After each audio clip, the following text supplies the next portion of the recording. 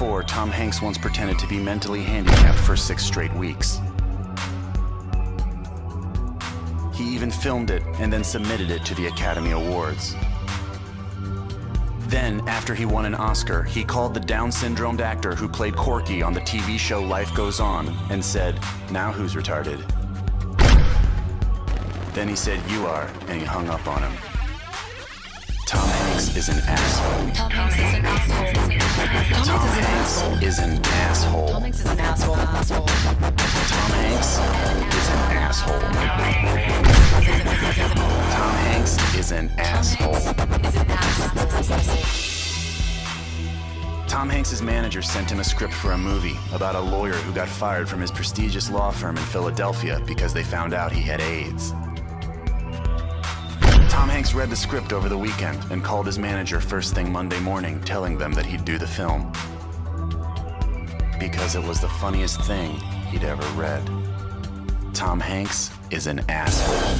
Tom Hanks is an asshole. Tom Hanks is an asshole. Tom Hanks is an Tom asshole. Hanks is an asshole. Tom Hanks is an asshole. Tom Hanks is an asshole. Back and we're live.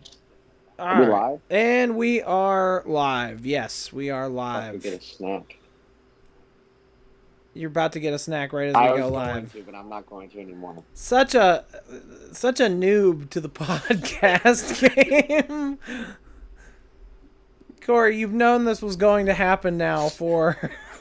You really just pulled a Sam, man. Like, what the fuck? He'll literally leave midstream though to go make pizza. Like, I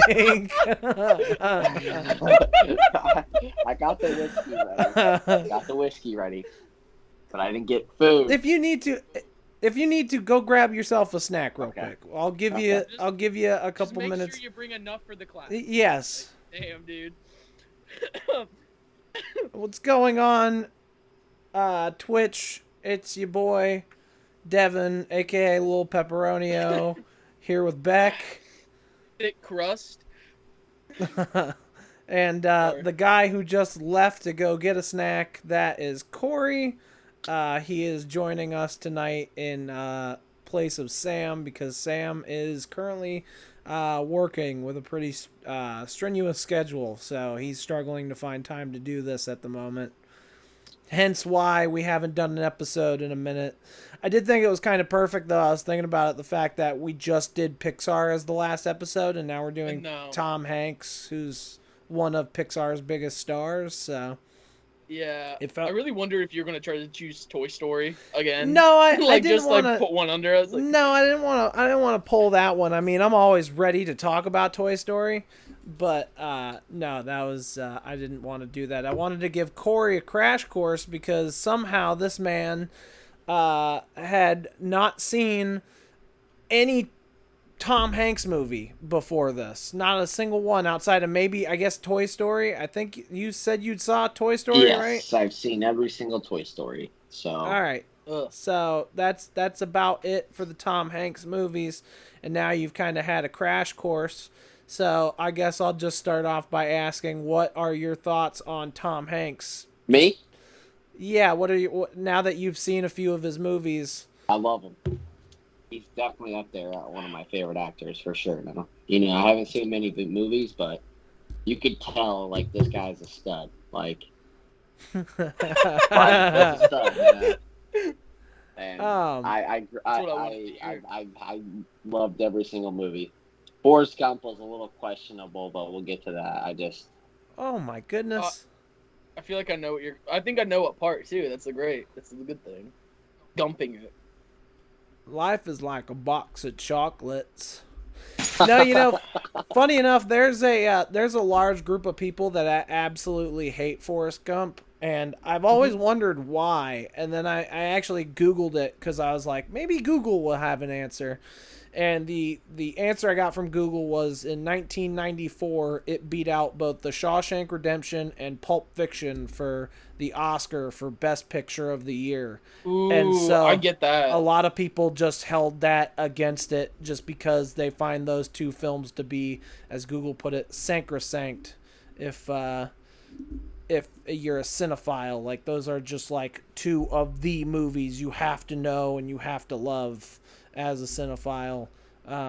So they kind of just got bitter at Forrest Gump because of that.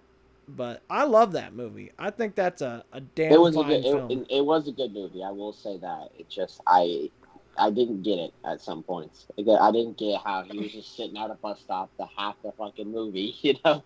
And then I Because he was finally waiting got for to a that. bus.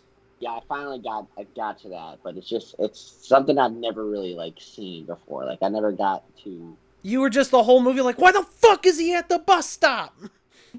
Like, damn Savannah fucking public. What you want to call it? Transportation, damn it. Yeah, it's pretty shit down there. Yeah, I'm just picturing you like frustrated, just asking yourself over and over, why is he at the bus stop? I was just getting so confused. I did like though when he was a football star. That was pretty cool. I figured you would. I gotta pay. Are you like a Uncle Rico kind of situation, Corey? No. Should have gone pro. Could have thrown that football over the mountain. He was a football player back in high school, I believe it. and now Beck is gone. Yeah, I mean that's just a good time to eat a snack, you know. Dude, I literally take 2 seconds. You act like I don't get up and leave in the middle of these like that. It takes me 2 feet. Yeah, but usually you do it like after we've been on for a few minutes at least. Well, we had to take a lot of time to get this back up and Yeah, running, so I had nothing else Sorry to do. about This that. did start out kind of scuffed, Yeah. but we're here now.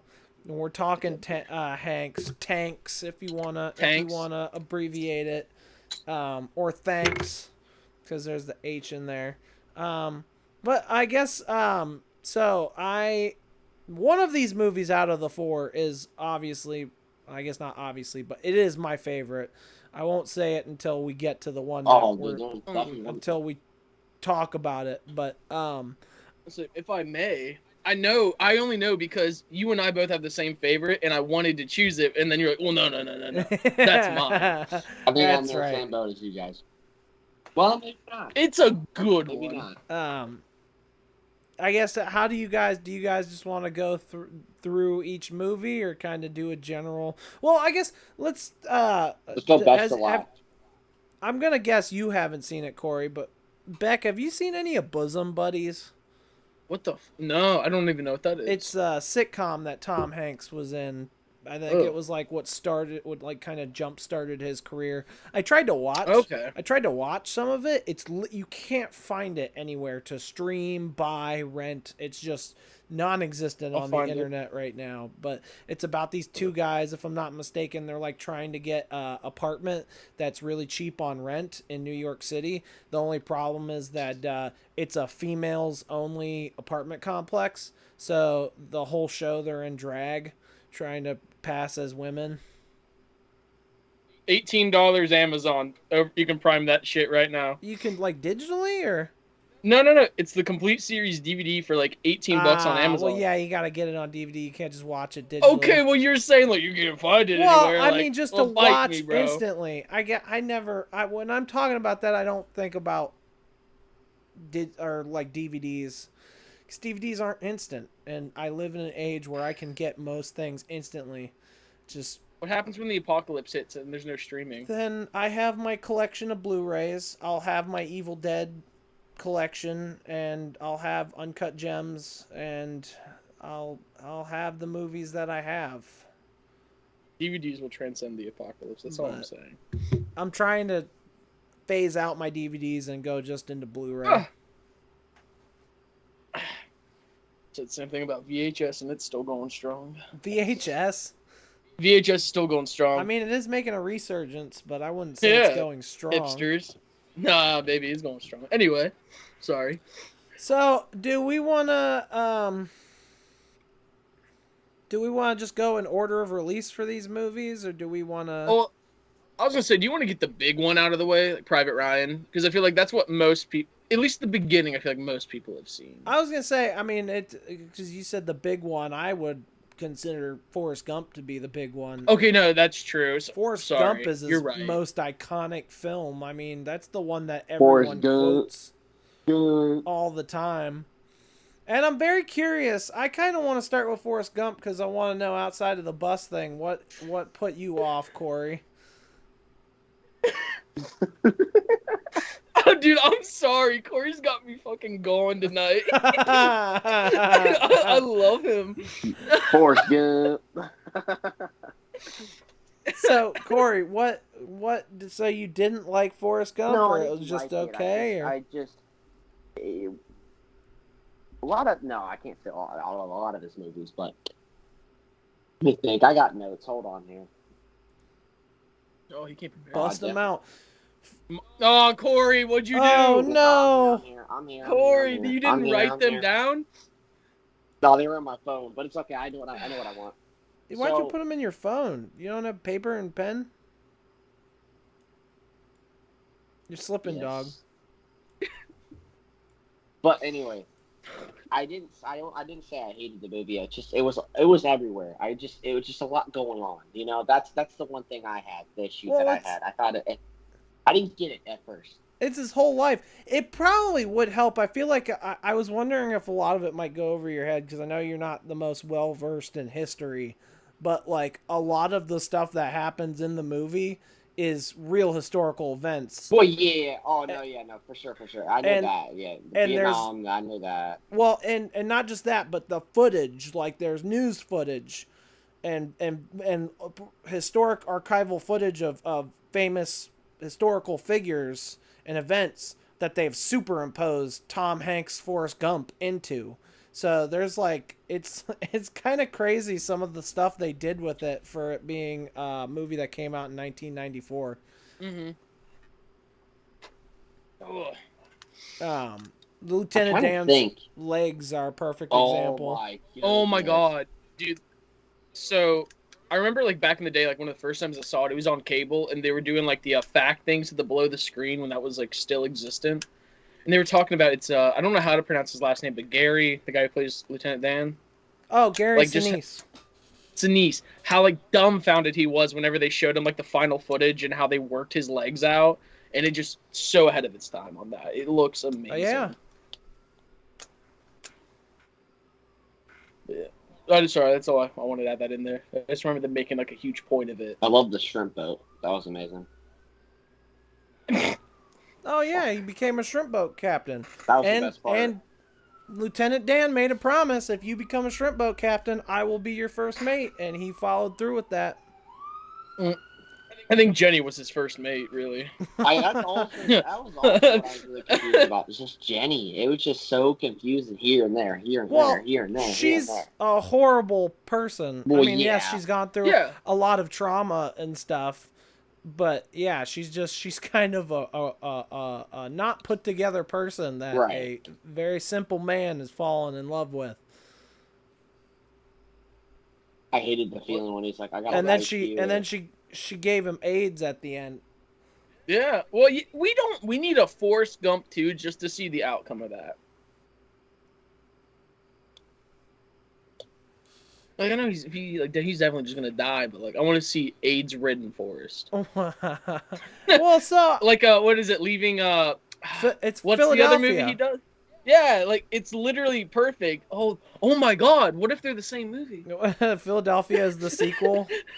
Yeah, it's the indirect sequel. His son gave him a bunch of tutoring, so he's not imbecile anymore, and now he's just a regular man in Philadelphia. Like his son coming home with the homework, he like slowly just becomes like a fully functioning person. He doesn't have like any issues anymore, and then he gets hit with AIDS. So Junk, I'm actually not very familiar with his charity work. I meant to do a little bit of deep diving into some of his stuff like that, but I didn't get a chance. I wouldn't put it past him, though. The man seems like a delight.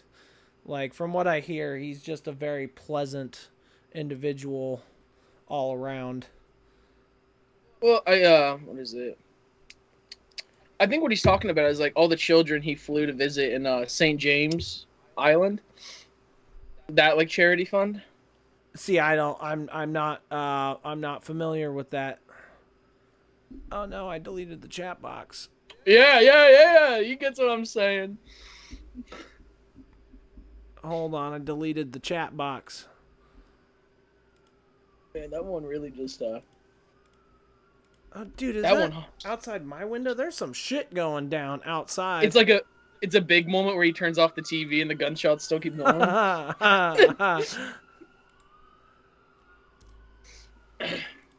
There we go. All right, I was trying to do that so I could see the chat better. Yeah, I mean, that's cool. I mean, I've heard nothing but good things about him. I mean, that's why that song from Trevor Moore, Tom Hanks is an asshole, is so funny, is because it's like, he talks about the plot for Philadelphia, how he read the script, and he said he would take it because it was the funniest thing he had ever read.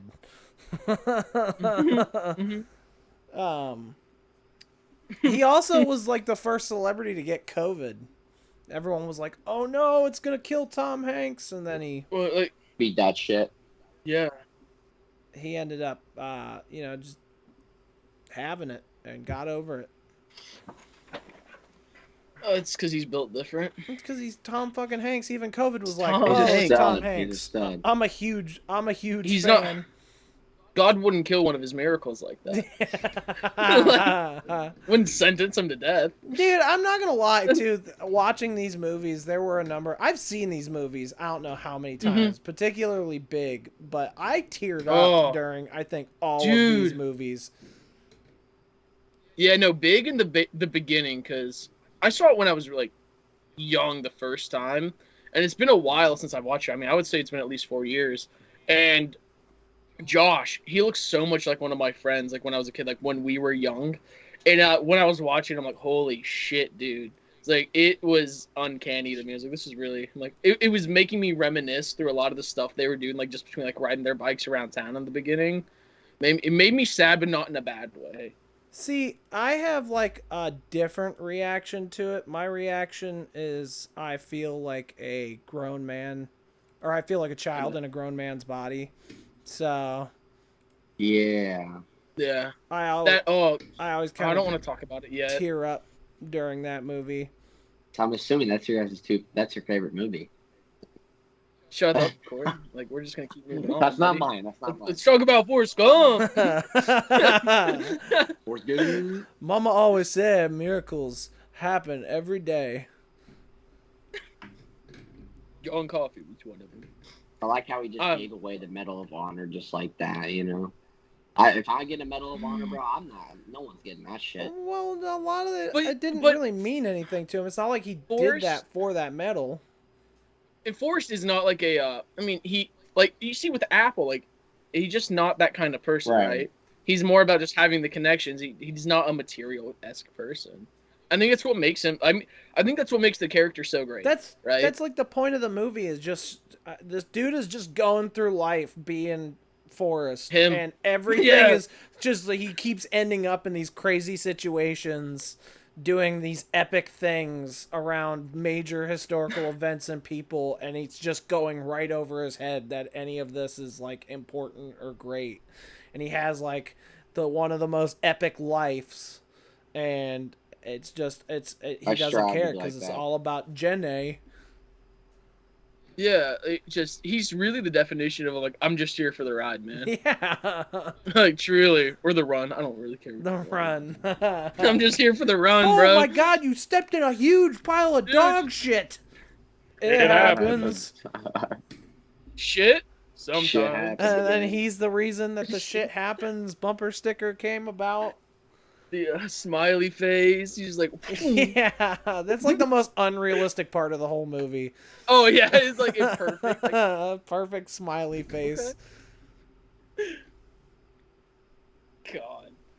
But yeah, I mean, he got that medal because he saved a bunch of people.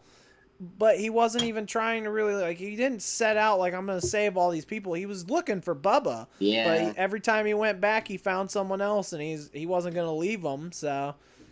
Is it Desmond Dawes? Hacksaw Ridge kind of thing? I still have not seen that movie. Bro, what the fuck are you doing? I do like it's Andrew so Garfield. good.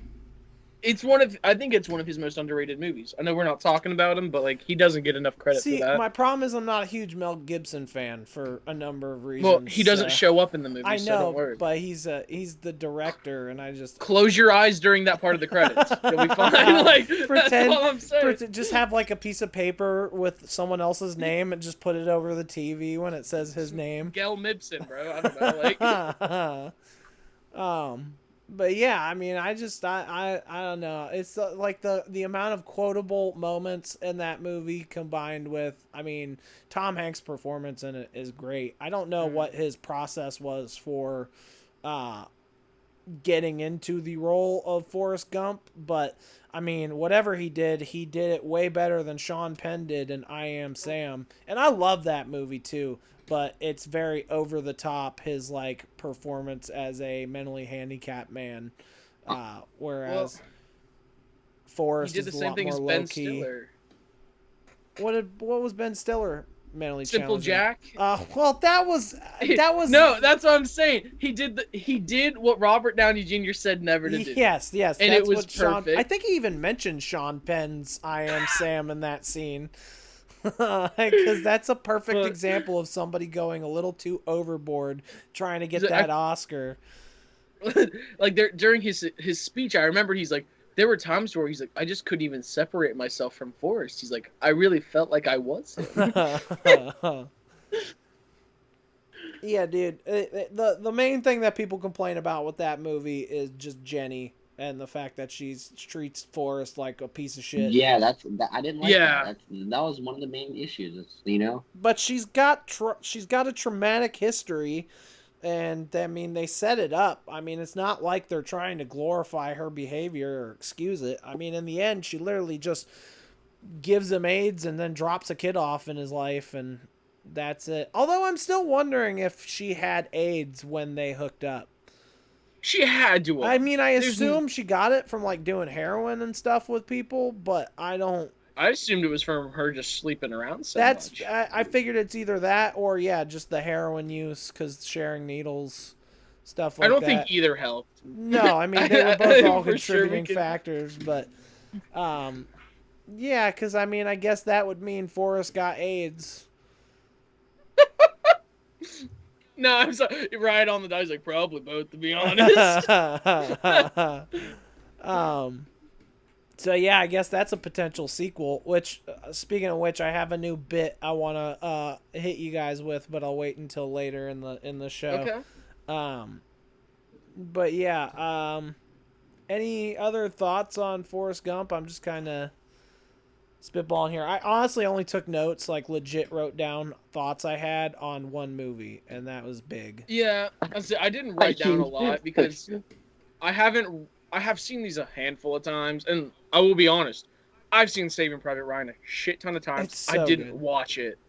I didn't watch it before this. Oh no. I was running out of time, and I was like, I'm gonna get Green Mile in because it's 3 hours long and Yeah. big, and then fucking Forrest Gump. I mean, and I've seen Forrest Gump 1,000 times. I know that movie. Right, that- But Saving Private Ryan, priority-wise, I was the opposite of Tom Hanks. I would have just left his ass, right?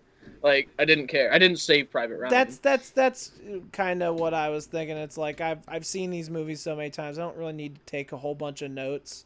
It's not like watching Gone in 60 Seconds for the first time where I'm like, well, what about this thing and that thing? Like, I remember most of Saving Private Ryan.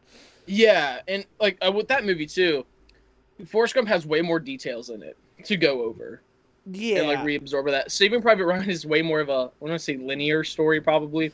It's Well, very surface value. I was gonna say the moments in it linger. Like there's a few moments that really take up a big chunk of the movie, and so you really only have like a handful of scenes. I mean, it's a phenomenal movie, like one of my favorites. Well, yeah, I mean, But- we can just kind of go into it a bit now. I was gonna say back in middle school we would. I had a buddy named Alex, and he would have a sleepover. He'd have like me and a couple other of our friends like stay the night at his house every weekend, like Friday night. And so we'd go over to his house after school, and we'd all stay the night. And while we're there, we're doing like the normal shit. We're like in the backyard blowing up GI Joes, fucking shooting squirrels with pellet guns doing stupid shit, lighting stuff on fire, and then we'd go, I guess not normal shit, but Dude, I played Star Wars Battlefront for like 12 hours on end. Like that's what we would do. We would like paintball and stuff, but then we'd go. Fuck no. Well, his backyard was massive. No, that's fair. Like we lived in like a dude. If you yelled too loud, you get the cops called on you. So we just played video games and ate fucking chips. Oh man, he had. Right? Dude, Thank you, Corey. It was, I couldn't get away with anything like that. Like, if we were camping out in the backyard, we'd be like, hey, we're going to go sneak down to the gas station at 11 o'clock and get monsters. Yeah. Like, we would we're going to get coked out. But yeah, I mean, he had like woods in his backyard, so we'd build tree forts and shit. And then, yeah, we did all kinds of stupid stuff. But then at night, we'd go back into the house. We'd eat pizza or whatever his mom had for us. And then when it came time to go to sleep, every single time it was Saving Private Ryan. We always put on Saving Private Ryan and ended the sleepover watching Saving Private Ryan. I can confidently say this is my favorite movie out of the four, for sure. Oh, really? Saving Private Ryan? For sure, because it relates to me the most. Because, Forrest Gump. You were Normandy. No. You stormed Normandy. You were trying Corey. to teach Germans English. No. My family is like a military family, so like I've had my uncle, my grandfather, my great uncle, like everyone in my family has been in the military.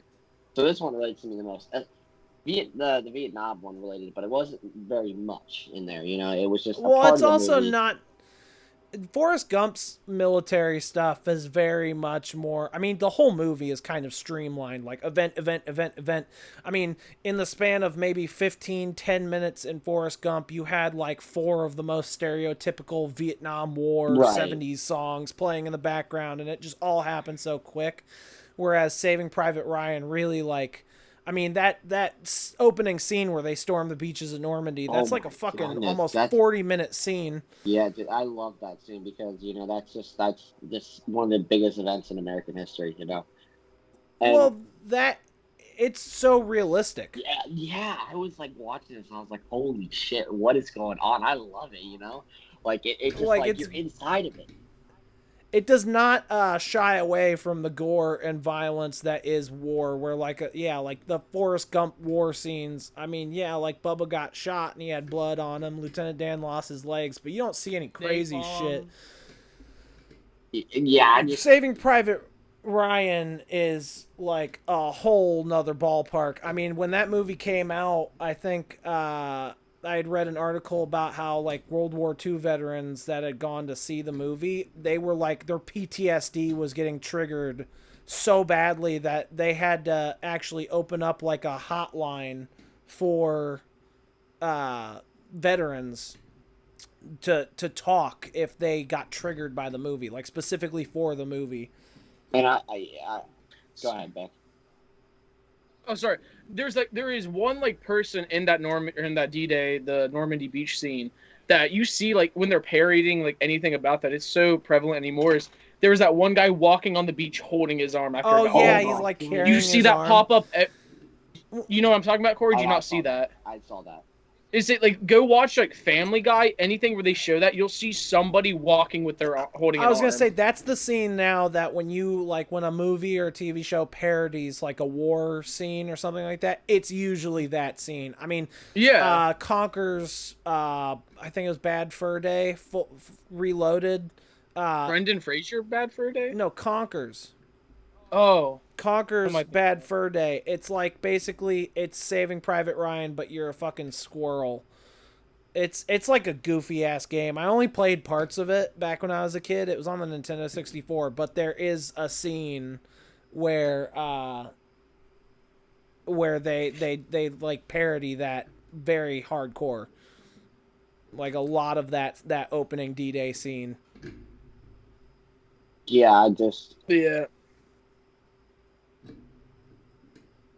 And so, I mean, that, and then I also wanted to ask what your reaction was when you saw your boy, because I know he's your boy. Oh my goodness. I was like, what is going on? I was like, why is this dude in the fucking movie?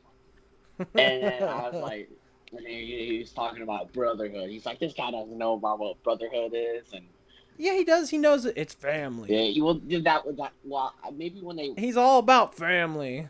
Is he in that fucking Yeah, movie? Yeah, Vin Diesel's in the movie. Dude, I did not read. It's been a. He's the one. I did. He's the one that like they're in the town and the like family. I think they're French. It's a French family are trying to pass off their daughter to them to take her to safety, and he's the one that grabs her, and then he ends up getting shot and laying in the middle of the street, and he's like bleeding out, like just come grab me, and they're like, dude, just stay still, stop talking. He was before that. I never He realized was in that. there a little bit. He was in original. I think he was with. He was on the beach too. He was in, He was in. What was it? What's his name in the movie? Officer. It was Captain Thomas something, right? Are you talking about Tom Hanks' character? Yeah. What was his name?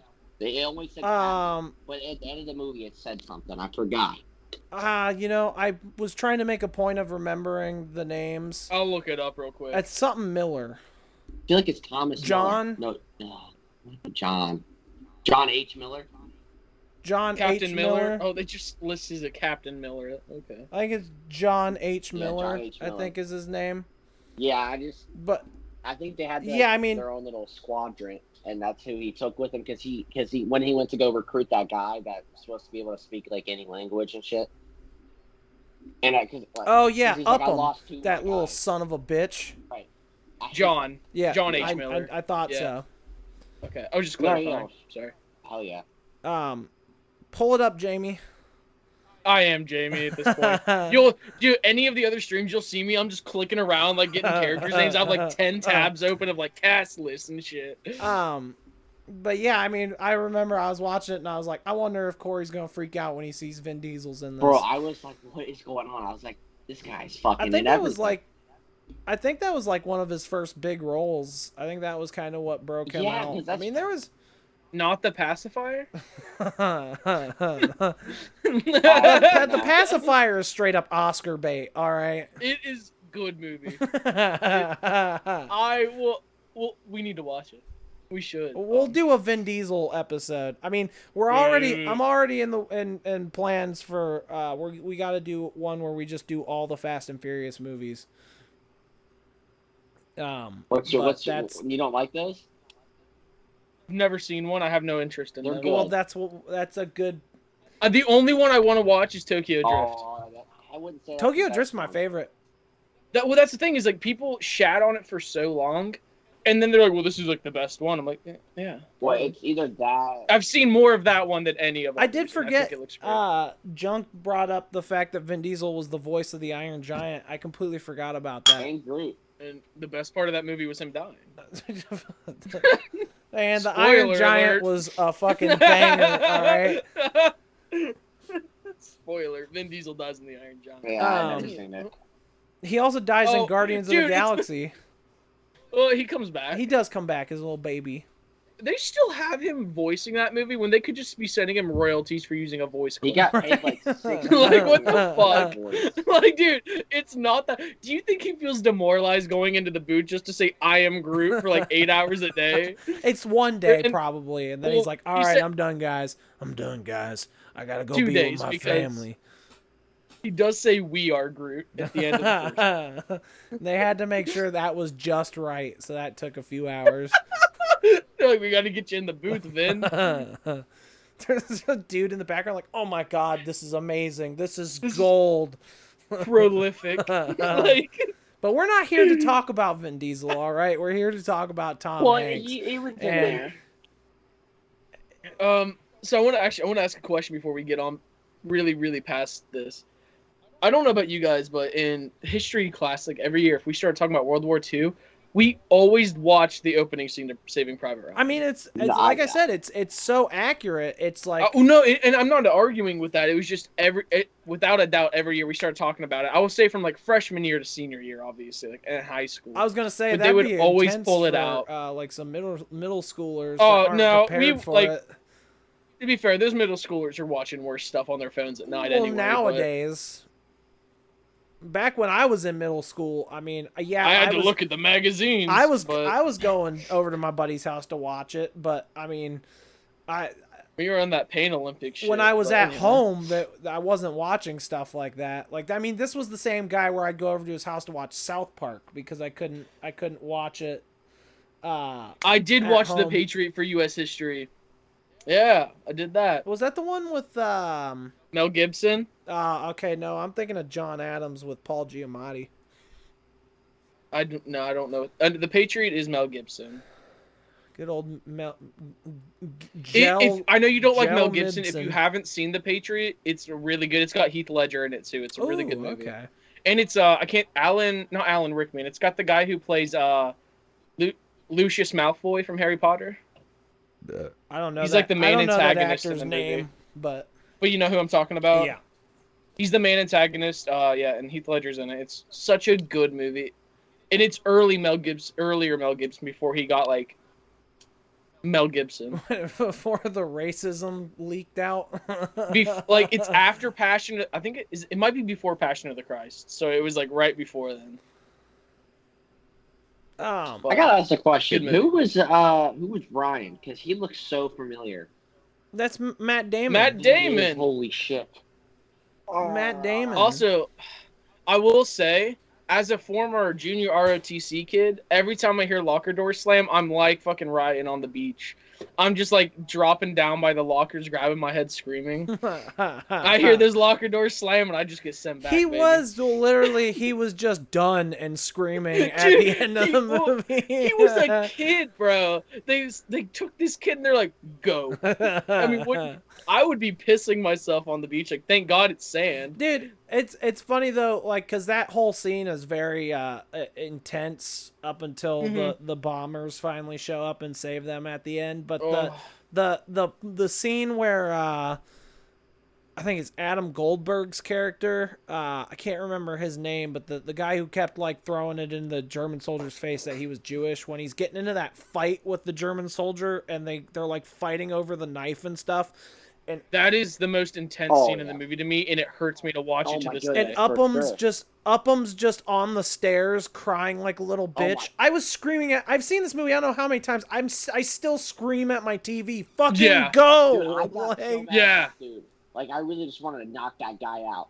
Like, oh my goodness. So, Like, I get he shoots the fucking German at the end of the movie. I'm like, you're not redeemed, bro. Well, and that's the other I'm like, thing. at all. I did realize when he said Upham right before he shot him, that's the same guy that was fighting him upstairs. Right. And that's Yeah. that's the guy that they guy let they go. let go. Okay. That's yeah, See, because he fought for him to be let go. He killed him, and then he shoots him. Like, all fine and dandy, you're not redeemed. yeah.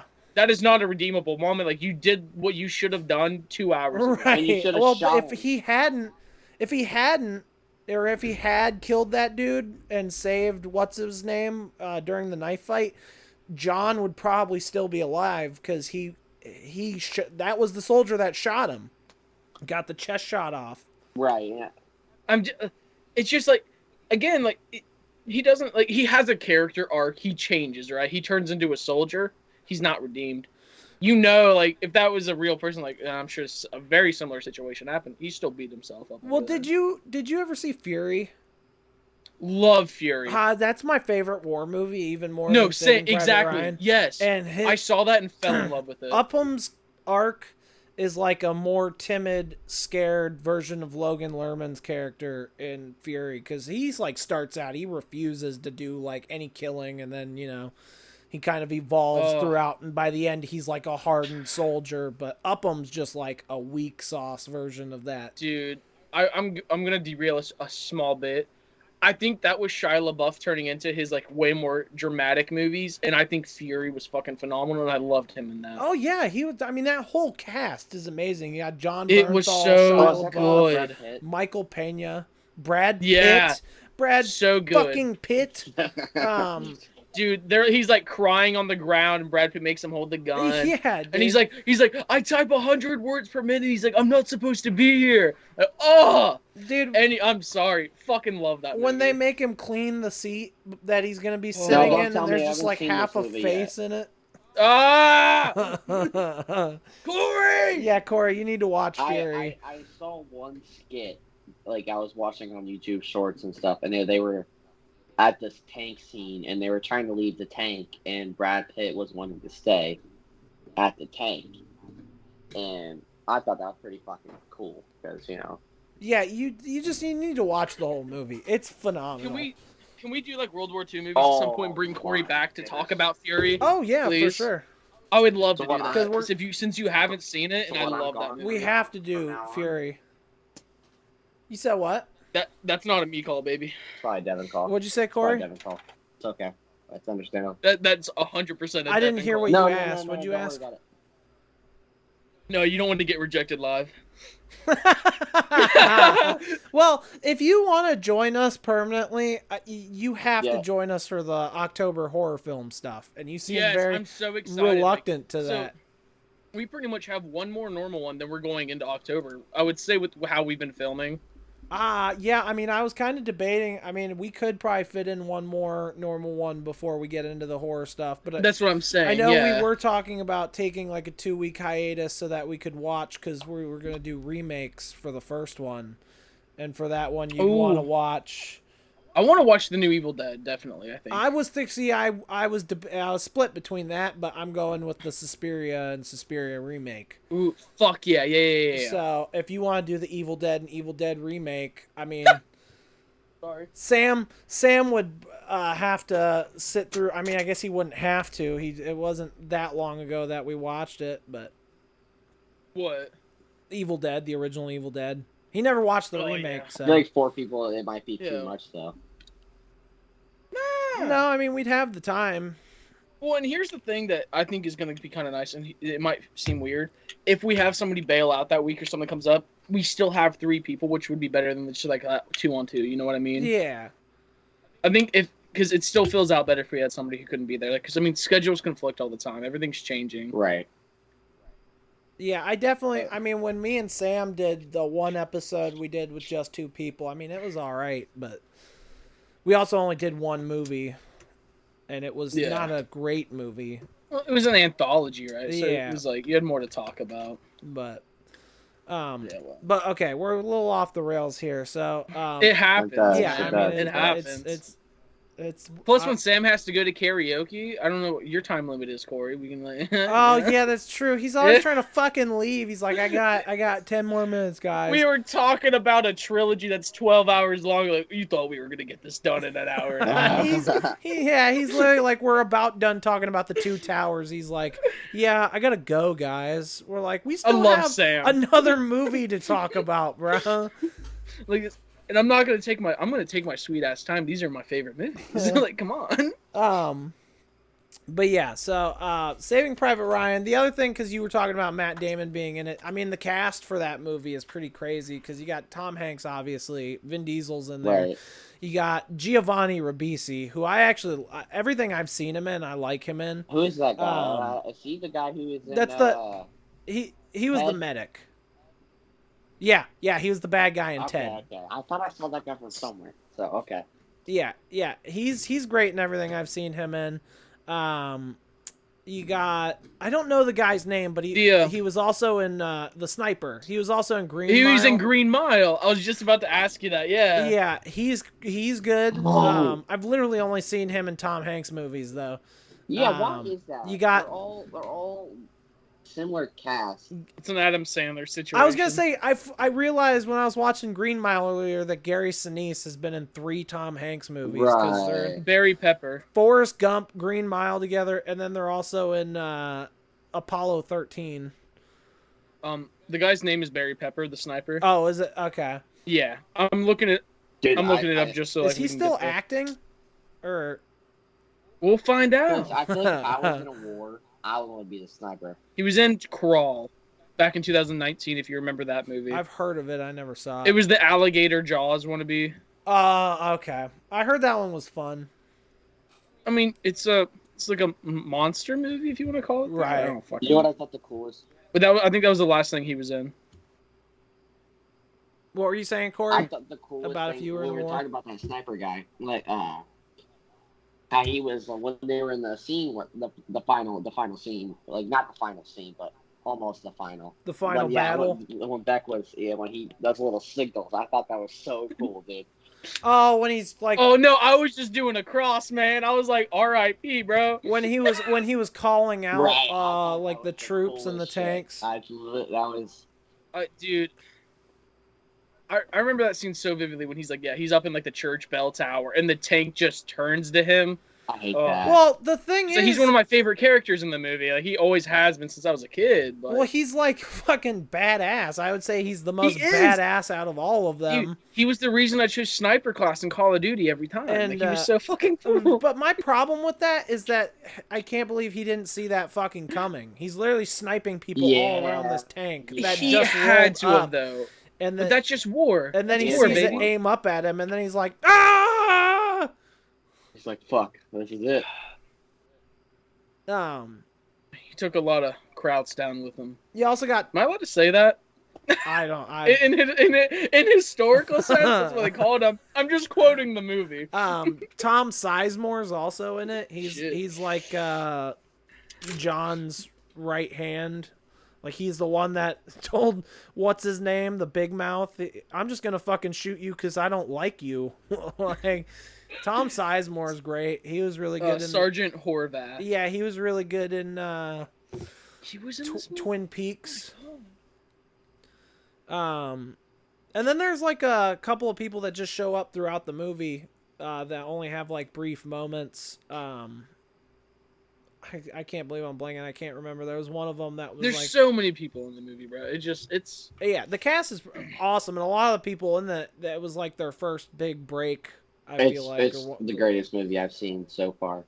The movie, and it's not because it's World War II. It's like it's because of like you just have such like an array of cast members. It reminds me of Band of Brothers, because you have like David Schwimmer, and then there's like Jimmy Fallon popping up in the background. Like there's so many I've random still never people thrown seen into Band that of Brothers, and I've been meaning to watch that for forever. a minute at least. When? But yeah, it's like you see in the background. I want to say it's like within the first couple episodes because it's that like you're seeing the paratroopers like they're lined up, and at one point I'm like, holy shit! I'm like, that's fucking Jimmy Fallon. Jimmy Fallon's in Band of Brothers. There's a lot of people in Band Jimmy of Brothers. Fallon was so funny at one point though. I like that. Yeah, guy. He was great. I liked him. I don't on think he's SNL. bad anymore, but yeah, like he's a talk show host. He has to be exuberant, but like he has some really good stuff.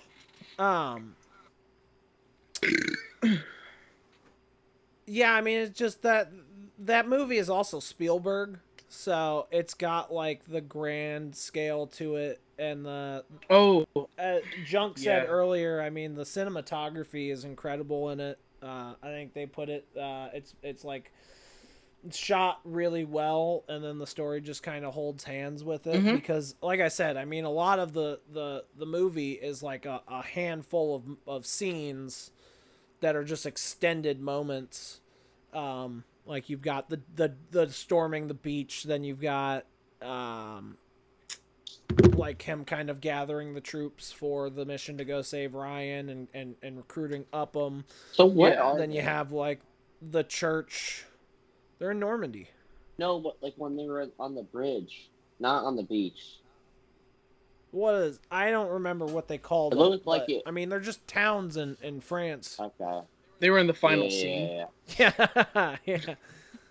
The final scene. I mean, that final battle. That's probably like a 45-minute scene. Oh, the best half an one. hour, 45. That's what I minutes. do love about like movies like that, to where it's like the scene, they aren't like wow, boom and then over. It's so prolonged. Yeah. And one of my favorite shots from that is it comes down to where I think it's like they like German US corner like come around the corner on each other. They both fire out of ammo, and then it's just them throwing their helmets. Oh at my god. It's such a like I've seen memes of it where like they're clowns throwing pies, but it's like it shows like a different level of desperation. Right. Towards like literally, like fighting tooth and nail at each other. Was that with the each guy other. who got shot in the ass? He just started. They threw his gun too. No, that was Forrest Gump. Well, no, yeah, he got shot and he threw his gun and his helmet. He was Yeah, the I mean, they're sergeant. just He was fucking the I think that was Changing Tom. That was everything. Tom Sizemore's character. That was Mike. Yeah, I love that guy. He threw his gun, and that was just amazing. He's like, fuck this shit. No, great. Fucking hey, dude. Well, and then I love Tom Hanks again. I have to, because we're talking about him, so I want to focus at least partially Yeah, on sorry. his performance in the movie and his portrayal of like lieutenant, or I don't remember what is it, or captain. Yeah. His rank. Yeah, captain. He's the captain, and he's trying to be steadfast and stoic for his guys, and then when you lose, what's his name, Giovanni Ribisi's character, the medic, when he dies trying to take that machine gun station out, and it's basically completely his fault, and he finally like breaks and he's sobbing, but also trying to make sure that nobody is like gonna see him sobbing. And there's like the lines where he talks about like the complaining goes up the chain, not down the chain. Like there's just so many moments in that movie that really like add up to a great performance of like a really trying to keep it together captain who's really just a school teacher. Yeah, that's one thing I love is like, and I might be reading too much into this 100%, where like he's not telling anybody because it's like, from that, like in the war, obviously you're just pulled from like any fucking walk of life. But they're kind of like, they're building it up to where he's like, well, he had to have done like this, he had to have been like this fucking job, like a badass. But it's like, almost in the sense of like, once he tells them, it's like, do they lose faith in him, right? The mythology behind him. Yes, broken. exactly. Facts. He's like, oh, you were just an English teacher, but like he's not just an English teacher anymore. Yeah, I feel like if I would have told my people right in the beginning, like they wouldn't trust me at all. Well, yeah, it's just like they would think less of me almost. Like, would you put as much faith into me as you do now if you found out this is what I was doing? Right. Beforehand? Yeah, no. Oh, and I love that. Well, that's who I am. You're my captain. I'm gonna follow the orders. It can only be so hard. Well, that's where he even says, he's like, every time I kill somebody, I feel further away from home, because he's like, that's why he let that German soldier go, because he feels like every time he kills someone, it's just a little less. There's another little piece of humanity that's gone away, and he doesn't want to be unrecognizable when he goes back to his wife. And then that guy killed him. Read what Junk said in the chat. That's what I was responding to. Okay, I wasn't sure. I was like, yeah, I said because I was like, that's really, yeah.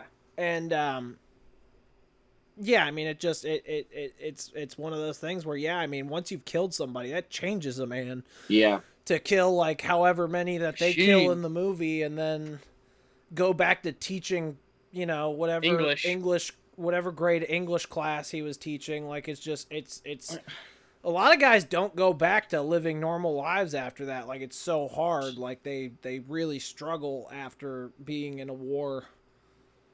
So that's the one thing. It's if I can, like from firsthand experience.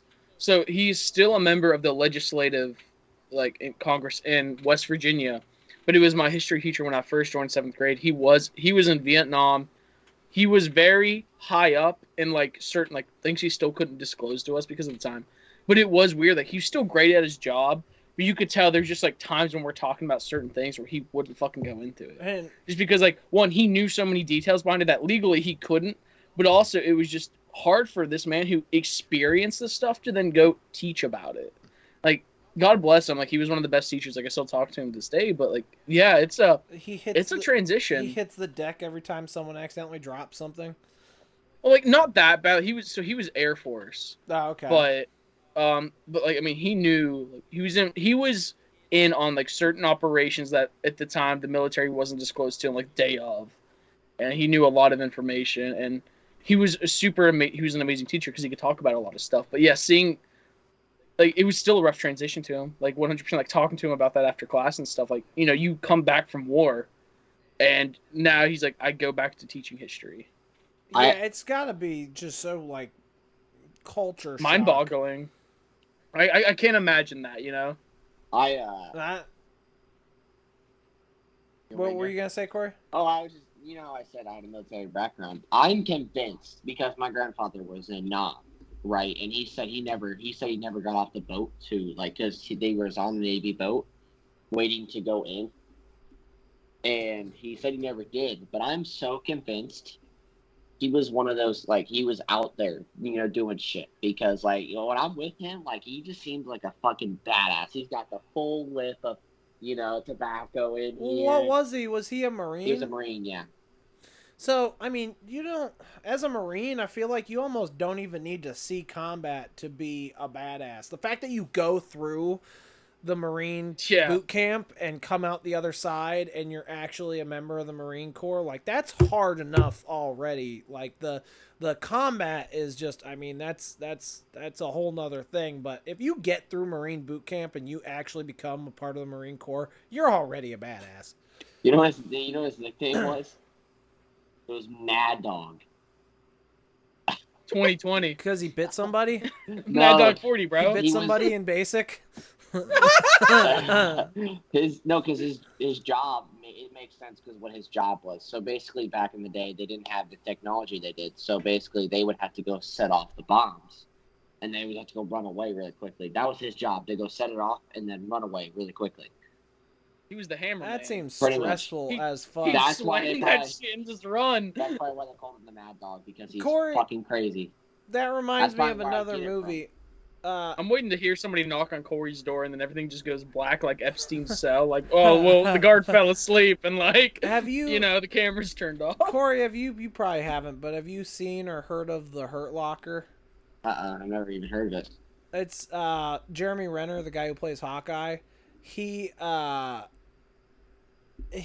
like a bomb diffuser in Iraq. And Really? so, like, there's a lot of intense scenes where he's just trying to defuse bombs, and you don't know if it's gonna go right or wrong. And it's an intense movie. That was actually like Jeremy Renner's breakout role. I don't think he had really been in much before that, and then he kind of took off from that. But you'd probably really like that movie too. But yeah, this is why I like, Private Ryan the best. And I think Tom Hanks, he's probably the best person that's could have been in that movie for sure. Well, he nailed that role. The way I look at these 4 movies that we're talking about, it's like you have the 2 movies where he plays like the really sturdy, like, leader type role. You got Saving Private Ryan and Green Mile, and then you have the 2 movies where he plays basically a child in a man's body trying to understand the world. And Yeah, I was thinking about that in Big. I was like, wow, I'm like, this is like actually just Forrest Gump. like truly, it's like he still pulls them both. But yeah, so I guess did either of you guys have anything else you want to talk about with the Green Mile? We didn't talk about the Or not the Saving Green Private Mile, I Ryan. mean Saving Private Ryan. Let me think. Damn, Devin. Let me think, because I really. No, you didn't black out for a minute. I got mixed up for a minute there. He's like, when we were talking about that, like, sheesh. You're like, huh? Who? Where am I? Who? What? Mr. Jingles? Oh shit. But yeah, did any other comments, questions, observations No, I mean, on Saving Private Ryan? It's such a good movie. You could just keep going on and on about it. I like Corey. I think it's also a movie that really is great to rewatch. Oh, I'm definitely gonna rewatch that shit. I mean, you definitely want to Yeah. watch it again at some point because it is like I almost think it gets better the more you watch I just it. think- I mean, of course, you can overwatch a movie, but that's a movie where I hadn't watched in a while. Like I said, I've seen it I don't know how many times, but going back and watching it for this, I was like, fuck, I forgot just how good that movie is. Mm-hmm. Beck, how old are you? 22. Yeah, okay, 'cause I'm 20. So I'm older than Corey. I'm not the youngest one here. No, yeah. Ah! Corey, you should have told him you were Sorry. 30. how old do I look really? Okay. 20. I was gonna say you look 10. I mean, that's normal. I shaved the beard, so. I mean, you're wearing a Mustang shirt. Oh, so, dude, like, best brand, man. crowd control, man. Yeah. But so I guess we can just I guess jump into the Green Mile. From dude, this here. fucking movie, I swear. So before we, do you guys know what this was before the movie? Oh, it was This a was a- Stephen King A novel. Stephen King book. Yeah. Well, it was released in like 5 parts. I have like all like the novella versions, 4 or 5 parts, I want to say. But that's the thing is like watching this, I forget it was Stephen King, and I love it because at the end it's almost like a little bit of horror aspect, and we'll get into that, just like the way he's talking. But it shows like, dude, he wrote a phenomenal drama. Like, it was so different from, I think, anything that he released, like, during his peak, and it's fucking amazing. I mean, it's not that different, in my opinion, because it's still got the heavy supernatural aspect to it. I don't mean that. I mean, like, look at Carrie, and look at Green Right, Mile. Like, right. It's not a... Like, it's not a John it. Coffey, they're like, yeah, he definitely has The Shining, but, like, you go from, yeah, like, kids getting chased around by, like, a deep, demonic clown to where it's, like, it's a man who's on death row who was wrongly accused, and it's sad. It's so sad. Yeah, Yes, Michael Clark Duncan. You're into like Stephen King, I know. He is like my favorite. Have you watched Castle Rock? I started it, have not, but like I haven't watched all of it. I know it's tied into like Misery. The second one's Misery, right? Yeah. Yeah, because all of his books are already connected. To be fair, right? I know that the Dark Tower is like a big like connector for all of them, and so I'll send it in chat. But he literally drew out a chart connecting all of his books, and it just looks like you're having a seizure trying to like comprehend it. So John Coffey has The Shining. Is that what that's the common theory. Like when you see people in all these books who have like a supernatural like ability, they're like, well, it's probably The Shining because it connects so many of them, and they wonder. I can't think of his actual name, but they called him Doc in The Shining, right? The cook at the Overlook Hotel. They wonder if he's related to. They were wondering if he's related to him somehow. To John Coffey. Or if John Coffey's related to him, because it happens beforehand, like in the 30s. Well, ish. I was thinking about it when I was watching the movie today, because I watched it earlier today, especially when it tied into the end, because he gifted long life. He gifted Paul just like a small fraction of himself, and it gave Paul this like extended life. I'm wondering because Paul was 40 during the movie, and he had a grown son in 1935. He's 108 years old. Yeah, and so is what he says. And so I'm just wondering if John Coffey, because they didn't have any info on him, which I know, I mean, for the 30s, it's probably not like crazy to think that there would be people that there isn't a whole lot of info on. But I wonder if that's not because John Coffey has been around for fucking ever, and I was wondering about that too. Part of the reason why he's got all those scars on him is because maybe at some point he was around for like the deep like slave shit. Yeah, no, exactly, because they're living a long life because of a part of himself that they gave him. So then they're like, how long has he been around? He even says to Melanie, the warden's wife, she was like, how'd you get all the scars? And he's like, it's hard to remember. Yeah. Like, it's just so many people over such a long course of time. So I was thinking that he seemed like he might have been part of like the slave trade at some point. Like he was at some point in that shit. But that also, like, again, if that were true, I only revert back to the Key and Peele skit. We're like, how the hell did they get you on the boat, bro? That man is huge. Like, he's not mean, but he's huge. Like, how did they get him on the boat? What's that guy's name? Let me look it up. But well, it's not even like his height, but just his whole frame. Michael Duncan Clark? Have you seen Ricky Bobby? I've seen Ricky Bobby. I've heard of it. Was he in that? Bobby. What do you mean? Yeah. He was only 6 feet tall, but he was built like a shit brick house, bro. I've seen it.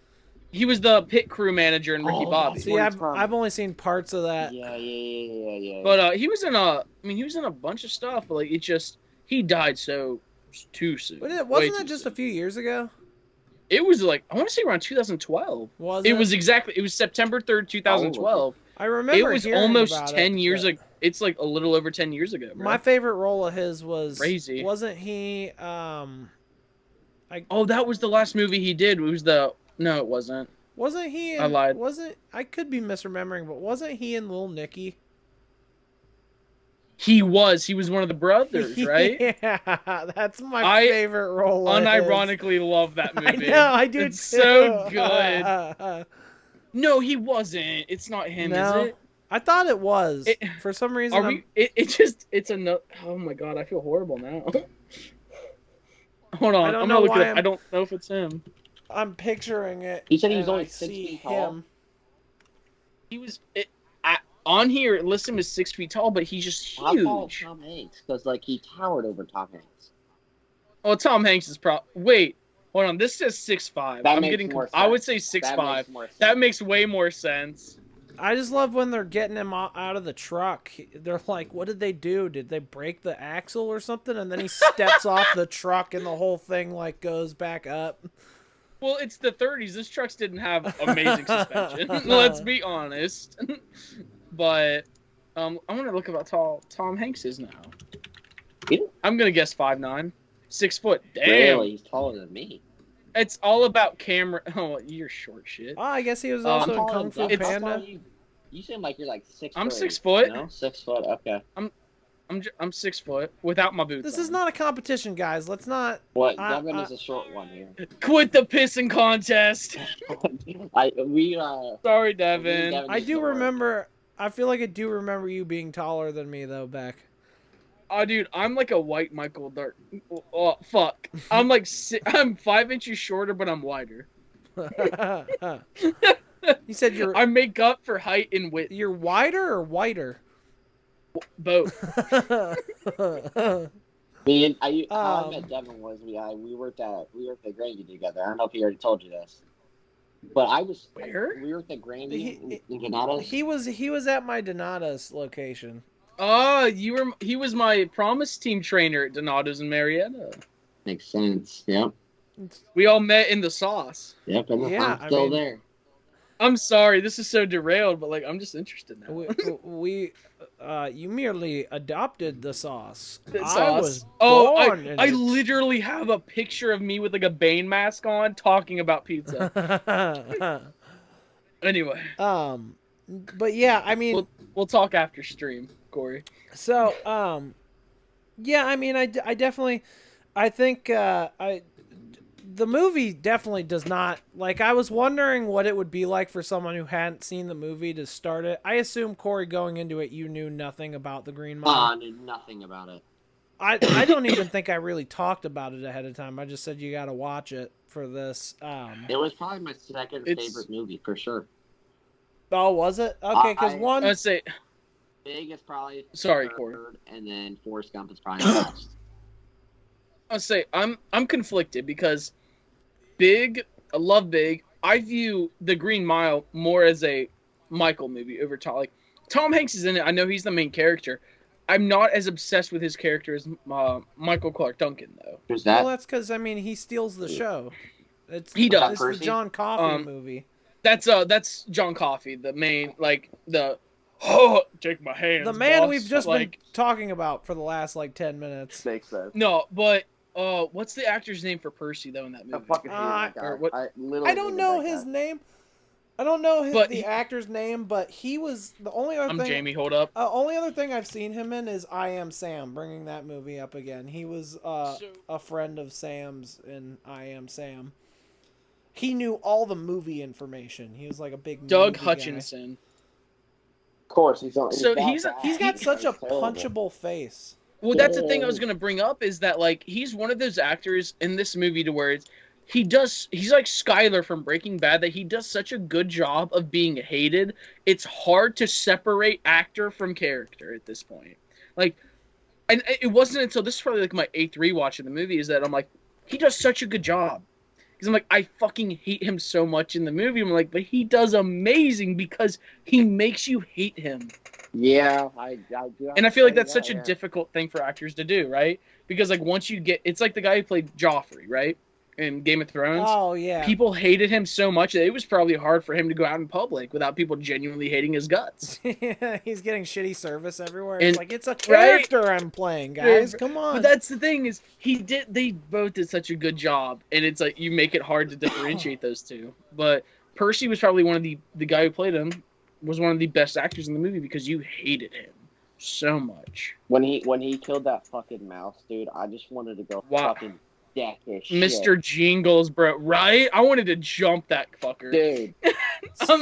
Okay, so I'm so glad that you were actually into this movie, Corey, because even when I was watching, I was like, fuck, man, this is a 3-hour long movie, and it's like so good though. for the first like 45 minutes, you have no idea that this is gonna take a turn into the supernatural. So it's like, I didn't know how you were going to take this. It was movie. very strange, for sure. But That's This guy just Stephen has- King this guy though. just has, like, For some kind of you. superpower, and like he's grabbing his nuts and shit.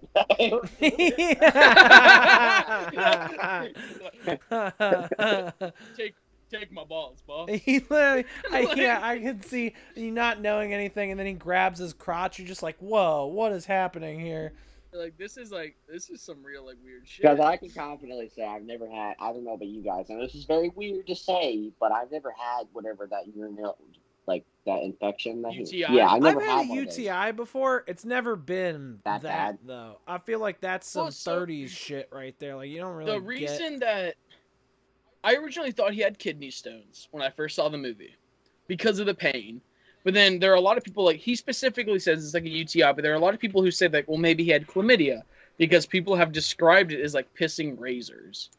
But again, yeah, it's the 30s. But they also talk about like X-rays and shit. But like medicine was not as evolved as it was at the time. That is my favorite moment of the whole movie, though, when he heals him of that, and then he goes to the bathroom and pees, and the face he makes. Yeah. Can we talk about how sweaty people are in this movie? Oh my gosh! I was like, It's so fucking absurd. Well, it's like what is it? It's Alabama. Where is it? Well, it's one of the sub. Like, I get it. And I it's get a it, right? prison that's probably not air conditioned. But the they're 30s. always sweaty. Yeah, I mean, I think it's just that is what it was like, though, man. You know.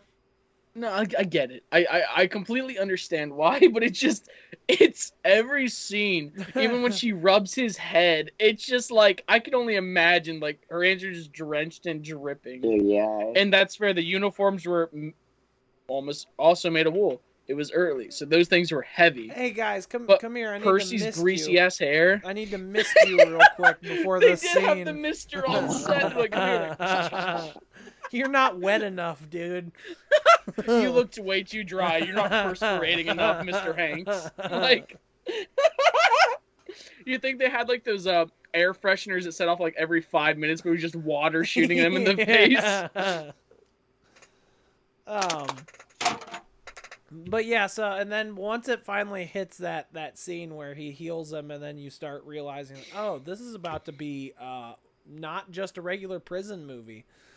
And then I mean, I thought Beck, you're more informed on the Stephen King stuff, but I will say I haven't read Green Mile. Okay, I've not read it yet. But I feel like he's an allegory for or like a fill-in for like Jesus Christ or something, because like, well, that's the thing is people are like, well, was he an angel? You know, yada yada yada.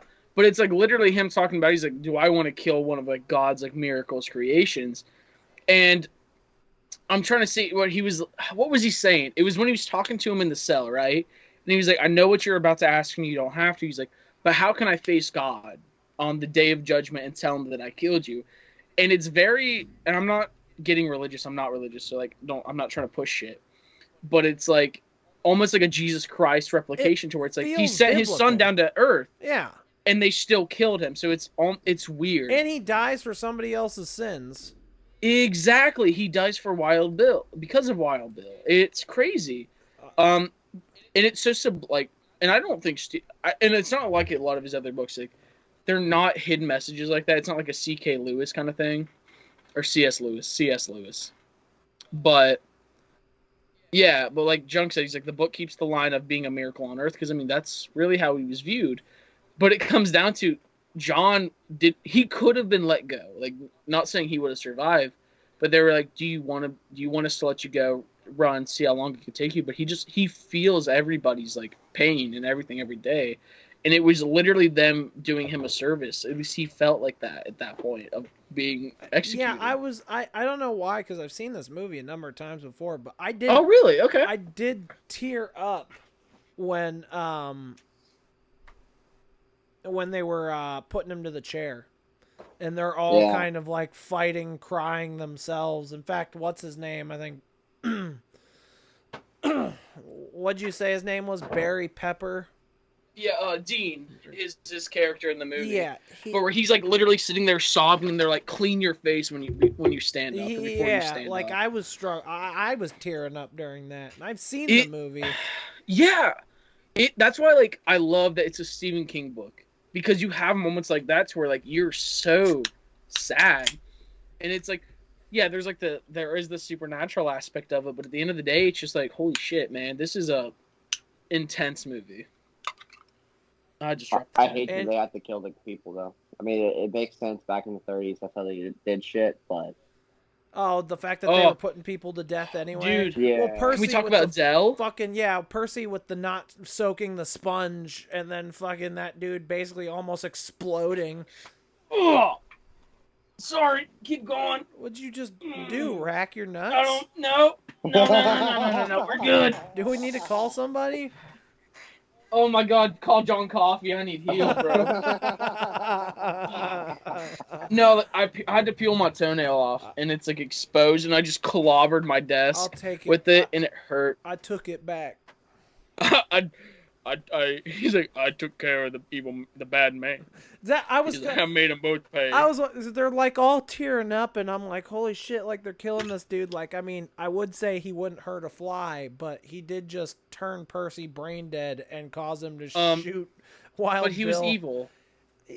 He was evil, and they all wanted it to happen. He took two evils out of this earth. Yes, this is true, but still. I hated that.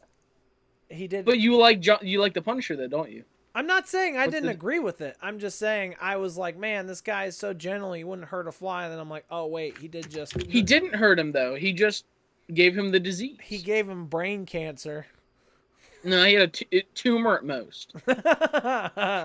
Tumor at most. I mean, and it didn't even kill him. He just went into like a comatose state. He went to Briar Ridge, where he was gonna go anyway. He finally got to Briar Ridge. Yeah, exactly. I love that panning out shot. He's like, wow, he finally got his transfer.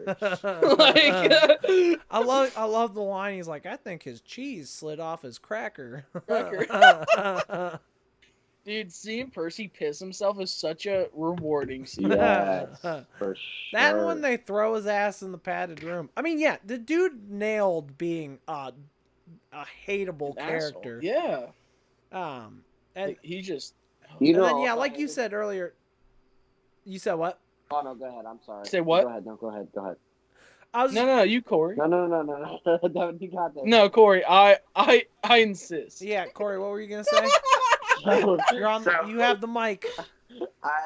You guys remember? I don't know if you guys seen. Have you guys seen Longest Yard? Oh yeah. I was gonna bring something up. The warden in Green Mile. Is the warden in? He's the warden in the Longest Yard. Longest Yard, yes. He was on the Green Mile, and he's been on the Longest Yard.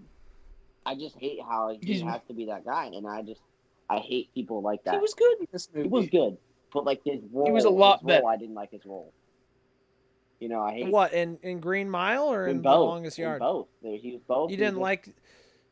You don't like prison wardens. No, they should just go fuck off. Who hurt you? Who does though? Prison guards, probably. I did like the prison guards. Even think not Adam Sandler and not Burt Reynolds nor Chris Rock. I think the most problem with American prison is just like it's like hell. Which I mean, I get. I mean, if we're gonna get into it, our prison system, it's supposed to be about rehabilitation, but it's not. Treat people like animals, they're gonna act like animals. That's how. Well, this is also back in the 30s. I mean, they're still doing the death penalty and shit. It was better. Look at the way they're treating them then. Yeah. But yeah, I mean, compared to now. Well, I will argue there is it was a Netflix documentary. I don't remember what it was, but it was a guy arguing for the death penalty. Like, he had gotten life in prison, but he went back to appeal for death penalty because he's like, you get treated better on death row. I mean, like they said, like they're already stressed enough. Like, you don't want to push them to the point of hurting themselves or somebody else. So it's just about talking to them. Unless it's Percy. Well, yeah. Unless it's Percy. Fuck him. Yeah, I fuck do like that Cersei. one moment where he seems like he might be having a turnaround where he's like, we should get a cigar box and line it with With cotton. some like cotton in it. And they're all just like, what? He's like, the man said, get a cigar box. and then he doesn't wet the sponge. Yeah. I mean, and then, but yeah, it's not like it was all for show anyway. The whole being nice in that moment, Yeah. and I think it was also playing into he wanted to be up front because that dude. Yeah, that was all it was about. He just wanted to see somebody fry. Yeah, and then I love that he does that to Dell, and Paul makes him watch because he doesn't want to. That was such a good moment, dude. Yeah, he turns away from him. He's like, no. Oh. But yeah, I will agree. I mean, Tom Hanks in this movie, I feel like it's definitely not why you watch this movie. It's like it follows him the most because he is the one telling the story. But you're not watching it for him, yeah. You're there for John Coffey's story through him. And then also Tom Hanks' pee face, but that's it. Oh God. Oh. Golden showers by Mr. Hanks. But we got up close. Yeah, I'm a little tipsy right now. Well, you don't announce that. You just let it happen. Well, yeah. As a 21-year-old, you don't announce that. Yeah, I'm 21. Yeah, I don't need the feds busting this stream. FBI! Fucking doors just kicked down.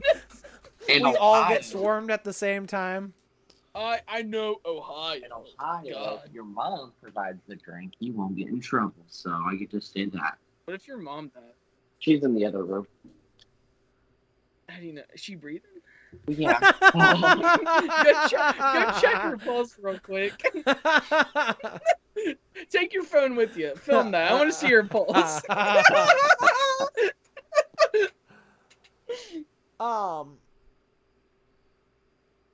But yeah, I'm very happy that you didn't just like tune this one out. No. You watched this one at home, right? There was this one Okay. and Big and Captain Ryan. The only one I watched at work Was Forrest Gump. Forrest Gump. And it's just You watched one interesting. of these at work? that- Dude, That's we were insane. literally so slow. Like, I literally got everything. No, that's fair. I was just like, that's mind-boggling to me. Like, I could never have. I mean, there was a time when I opened with Sam and we watched the entirety of Joker. Opening is Dude, so easy. Donato's, oh my God. It's so easy. If I had that out, they would be like, bro, you got time to watch Tom Hanks, you got time to clean. Like, fuck off. Like, this is I'm on my 14th hour, bro. Like, cut this shit out. It's like, why am I showing up here at 7 a.m. to open up Subtable? It's bullshit. Yeah, exactly. I mean, that's They're like, well, it's because, like, if anybody else needs help, you should go over there and help them. I'm like, they don't help me. I'm like, fuck them. I'm like, I want to sleep in until 9 because it takes me 20 minutes to open this shit. That's literally what I did. I literally showed up at 9 because I'm the AGM. So it's like, Oh, look at you, big man on campus. Fuck yeah. off. The AGM at his store just watches movies most of the time. That's, Yeah, I know. That's- Our GM, no, I love Allie. God bless. But there was a time.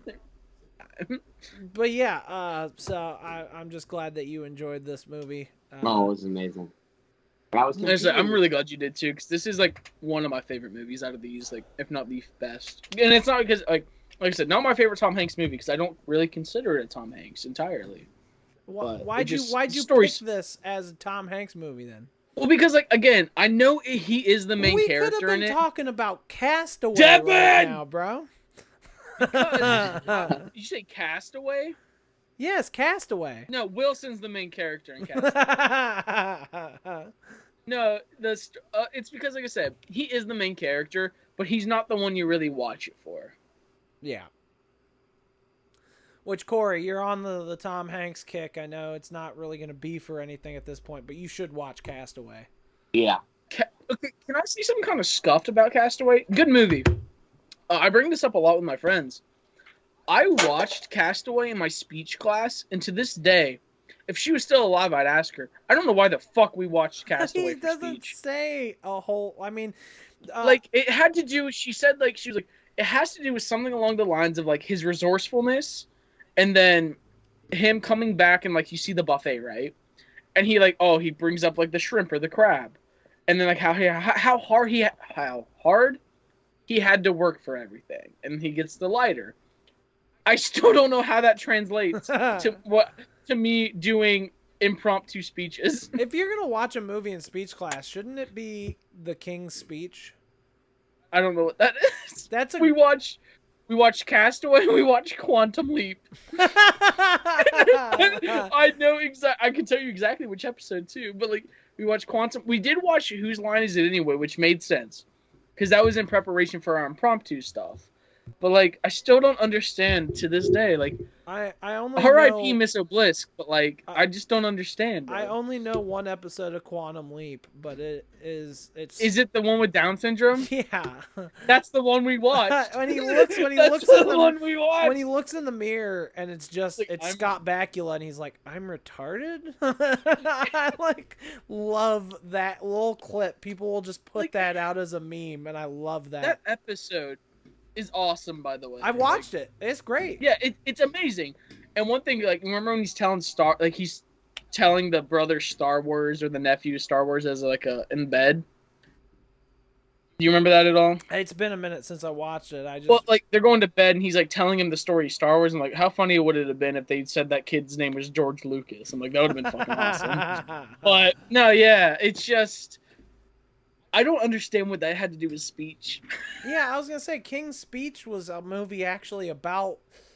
I don't know if it was based on a true story, but the guy who plays like in Kingsman in the first Kingsman movie, he's like Taron Egerton? no, the guy who like picks him up out the street and brings Oh, him Merlin, not Merlin. Fucking into the program. That actor, Colin Farrell or not Colin Farrell, Colin Firth. the Penguin. Yeah, sure. I think I'm on it. Don't worry, baby. I think it's Colin Firth. But anyway, he plays a king that has a stutter. He's like Yep, Colin Firth. he's got I a got you. stutter, and he ends up getting Joffrey Rush plays this guy who shows up and tries to train him to actually be able to do speeches without stuttering and teaches him like tricks for doing speeches. It's a speech movie. So and we were just talking to somebody our buddy Luke a couple nights ago about Castaway, and he was saying that his wife was upset that we weren't talking about Castaway this episode. We can talk about Castaway. Well, I love that movie. I Corey hasn't. have a funny seen it, story about that movie. but Yeah, we can talk about it. I mean, I don't know if I'm going to see it recently, but I will say, sorry, Corey. Go on. I'm ahead. fucking I bad wasn't about seeing anything interrupting. important, so. well, go I was ahead. just gonna say that movie. He only says. I think she said that she read an article that he only says like 150 things in the whole movie. I mean, that makes sense. He does. And Like, the there's a beauty- lot of cutting in between, and like a lot of it on the island is him like talking to Wilson, so it's one-sided dialogue. Yeah, and it's like part of the beauty of that movie is the fact that it tells so much story with no dialogue. I will say two things. One is a funny story. One, we actually studied that movie when I was in ROTC in my survival class, which is that it's funny. Like I know it sounds dumb, and it sounds dumb bringing that up, but like we actually did fucking talk about that a lot because like you go to like him making rope and stuff out of the VHS like film, Oh, out of all the packages he's got. and he makes an axe with the skis. Or the blade, the ice skates. It's been a ice minute skates. since I've watched it, so I can't remember everything he had. Well, but I mean, he turns ice skates. He uses the blades on the bottom of them to make an axe. When he's making the raft, he uses rope, and he makes like his own rope. But he also, I believe, he uses like the VHS film from it, I just remember and just stuff like that. when he puts the ice skate in his mouth to fucking To get heat that his tooth. out. Ugh, that fucking but- makes me flinch. I was watching that movie not too long ago, and I had to like close my eyes for it. It's rough. Doesn't he fuck But up also, too? He like doesn't. What is it? He like doesn't do it right. Like doesn't he not knock that? no, tooth he out? knocks it out first try. Okay. He knocks it out and passes out, and then it cuts to like the 4 or 5 years later in the movie, Oh, he was and he's out like for skinny 5 as shit. years? Well, it's like, yeah, he really had an Ash moment, like I slept too long. But What is the movie about? I went to see. So he's a UPS. He works for UPS, right? And he's very adamant on the whole, like, well, it's time. That is like the biggest theme in the movie, I would say, right? He's like time, being punctual. They're flying overseas to get packages delivered around Christmas. The plane crashes and he ends up on an island. But throughout the movie, he has a pocket watch that his fiance at the time gave him. He keeps time, and it's just him surviving on an island for like 4 or 5 years until he finally makes it back to civilization. So cool. I'm gonna have to It's watch a it. It's fantastic an amazing movie. It's one of his Plus best. it's But, Tom Hanks. He makes a best friend on the island called Wilson, which is a volleyball. Yeah. I thought it was a person. Don't give away, because that's like one of the best That's parts it. of the movie. But that's not a spoiler. I don't think so. But I will say, so I want to say 2021 September, like a year ago today, around that time. I saw Megadeth live in concert. Guy in front of me, my buddy and I, bald, had a fucking Wilson tattoo on the back of his head, and I lost it, bro. Wilson, I'm sorry. And then there's a kid in my class who's bald, and I'm like, if she doesn't let us dress up for Halloween this year, I'm like, can I do the Wilson handprint on the back of your head? And I'm like, please, Nick. Junk did bring up Catch Me If You Can. I watched that like a little over a year ago, and it's such a good movie, especially like the true story behind it is insane. I've actually not seen that one. I think I've seen parts of it. I've never actually seen the whole movie, though. Don't get me wrong, like, it's Leonardo DiCaprio's in it. He's probably technically the main character. Tom Hanks He's the one is like chasing the him. second. Yeah, he's the one trying to catch him if you can. Yeah, I do. From what I saw, I liked the movie, but it was like I caught it on TV back when I was a kid, and then I've just never really sought out to watch it. No, the first time I heard about that movie was during an etiquette thing I took during my food prep, because they talked about how like eye contact and being, what's the word for it? Not eloquent. It's like fluent speaking. It's just it goes a long way in making you like appear older than you are. And that was like his big thing. Is he acted so much more mature. Well, it's poised is right, but it's not the exact word I'm looking for. It's somebody that had said to me multiple times. But yeah, it's just, they're talking about like how he was so young, but he acted so much more mature and older than Leonardo his age DiCaprio. that he got away with a lot of shit. Yes, Right. because I mean he was a kid getting into like hospitals Wasn't without any that based medical. on a true story? It is 100%. That's what I thought. Like he became a airline pilot. He went to he was a doctor. He went to medical school, like shit like that. And he was just so much older than he appeared. Appeared so much older than he was. While we're just talking about other Tom Hanks movies, Toy Story. No.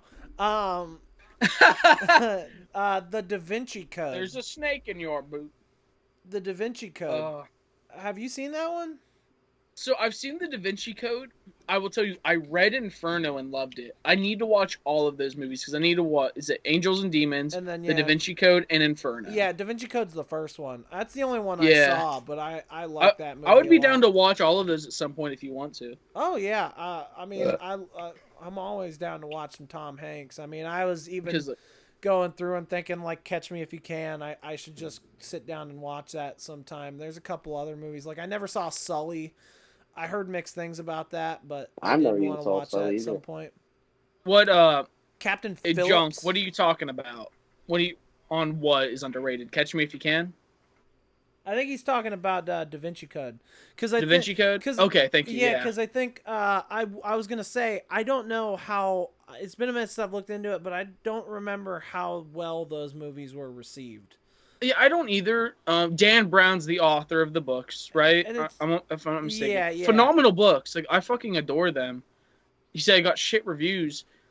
I think, and this might be wrong. I feel like at least nowadays, the issue with those movies is probably because of the heavy religious background they go into. Yeah, I do remember fucking that scene where the dude starts whipping himself He's got And that's this, like a very old like religious thing to where they would repent for their sins that way. yeah. But like they were looking for like the ancestor of Jesus Christ. Yeah, I thought that movie was awesome, but It's a really good movie. I'm also It like is. I'm a huge fan of like Indiana Jones and like those mystery like adventure. It reminded way more of like National Treasure. or than yeah, anything. National Treasure. Which speaking of which, there's a new one coming out Not like not Nicolas Cage, next bro. month, and it's not Nicolas Cage. I'm no interest. No interest. Is that Paul Bettany, who's the fucking like monk whipping himself? You know what? That sounds right. Here's the thing. I don't view him as Paul Bettany. I view him as Kevin Hart from Epic Movie, where he was the parody version, and he was in whiteface. Whenever I picture him, I view Kevin Hart fighting what's his name? Fred something. He just passed away recently. Oh, Very Fred funny. Willard. I only view him fighting Fred Willard and then killing him. But yeah, no, I didn't realize that was Paul Bettany. Like, It's been some long early- since I've seen that movie, so I didn't know that either. But I still watched it when I was in high school because we talked about. I was like reading Dan Brown, like wanted to watch that movie. I'm trying to think of other. Well, Captain Phillips. Captain Phillips is fucking great. That's a chonker. Oh fuck! I want to go get Lubbock now, but he was already on camera. He came in here and started meowing up a storm, so I was trying to get him out. He likes Da Vinci Code, bro. Let's get his input. The cat likes Da Vinci Yeah. Code. Where's He was probably. What do you talking think? He's more of shit an about Angels it. and Demons fan? No, he was probably like, "Fuck that movie, fuck Tom Hanks." He was like, bro. He's like, I'm atheist, and that movie just isn't cool. He's like, 9 lives, bro. Jesus came back once. Look at me. what's I your could also cat's name, Devin? I keep forgetting it. I have 2. I have Ben and Blossom. Blossom, dude. That's such an fucking- easy name to forget. Blossom's my cat. He prefers Puss in Boots better than Yeah. better He's representation. he's a big fan of Antonio Banderas. They're making a new Puss in Boots movie, by the way. I saw that. Sorry, I know we're off track. No, it's okay. That's I'm enjoying what this is. I wasn't Oh, yeah, apologizing to you, Corey.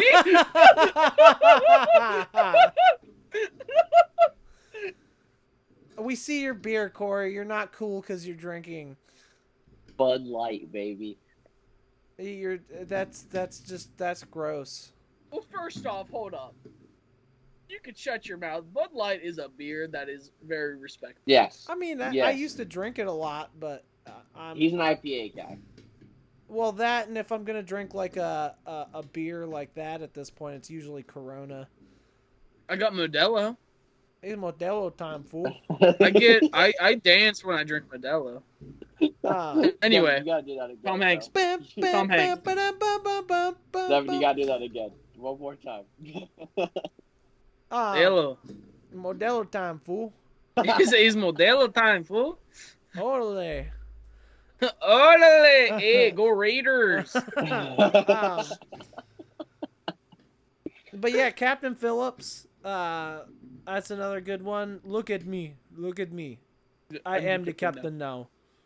I've only seen like bits and pieces of that movie. Caught it on cable once, and it was when they're like in the we call it the lifeboats now, the new ones that are like enclosed, and they're trying to get the shot, but he's like, there's that one young kid who's hurt, and he's like actually like trying to help him at that time.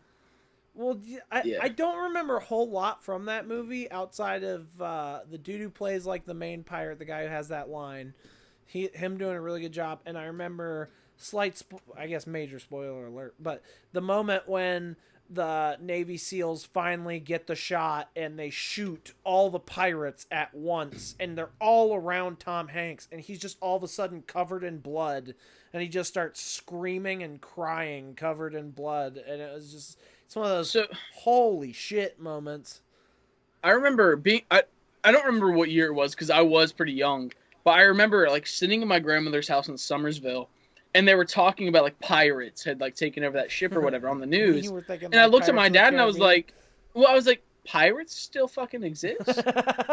Well, because again, yeah, I was imagining the sails and like the scurvy even. And he's like, yeah.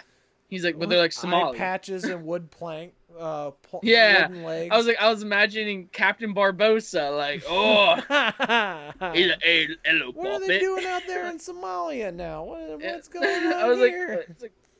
where are the cannons? Where's the Kraken? Like, dude.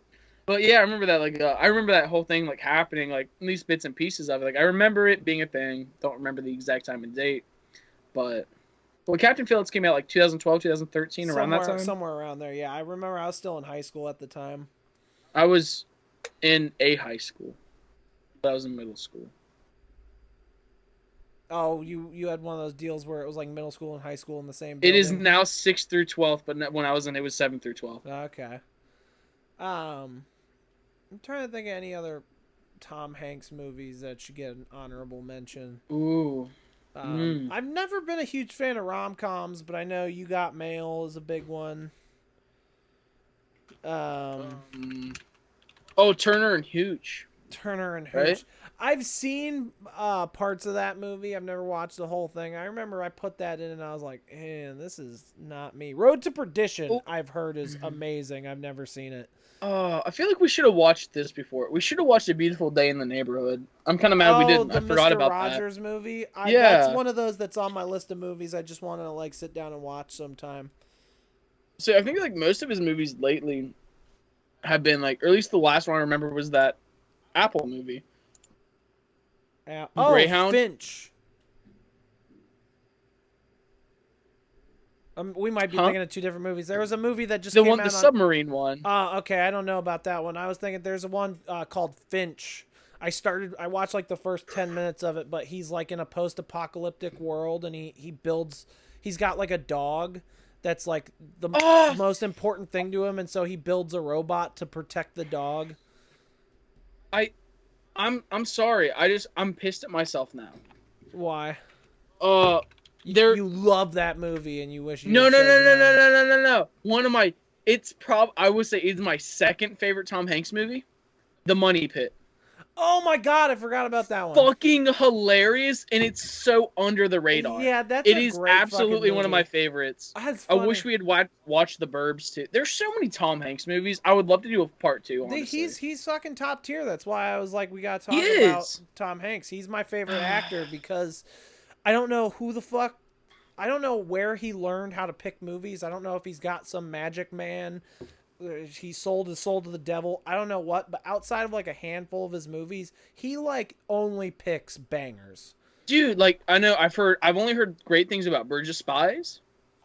What's the other one? I mean, yeah, The Burbs I want to watch. I think that looks great. There's another one. What am I losing? He was in a movie with Emma Watson a few years ago called The Circle. I heard that was ass. The Circle. I heard that was no bueno.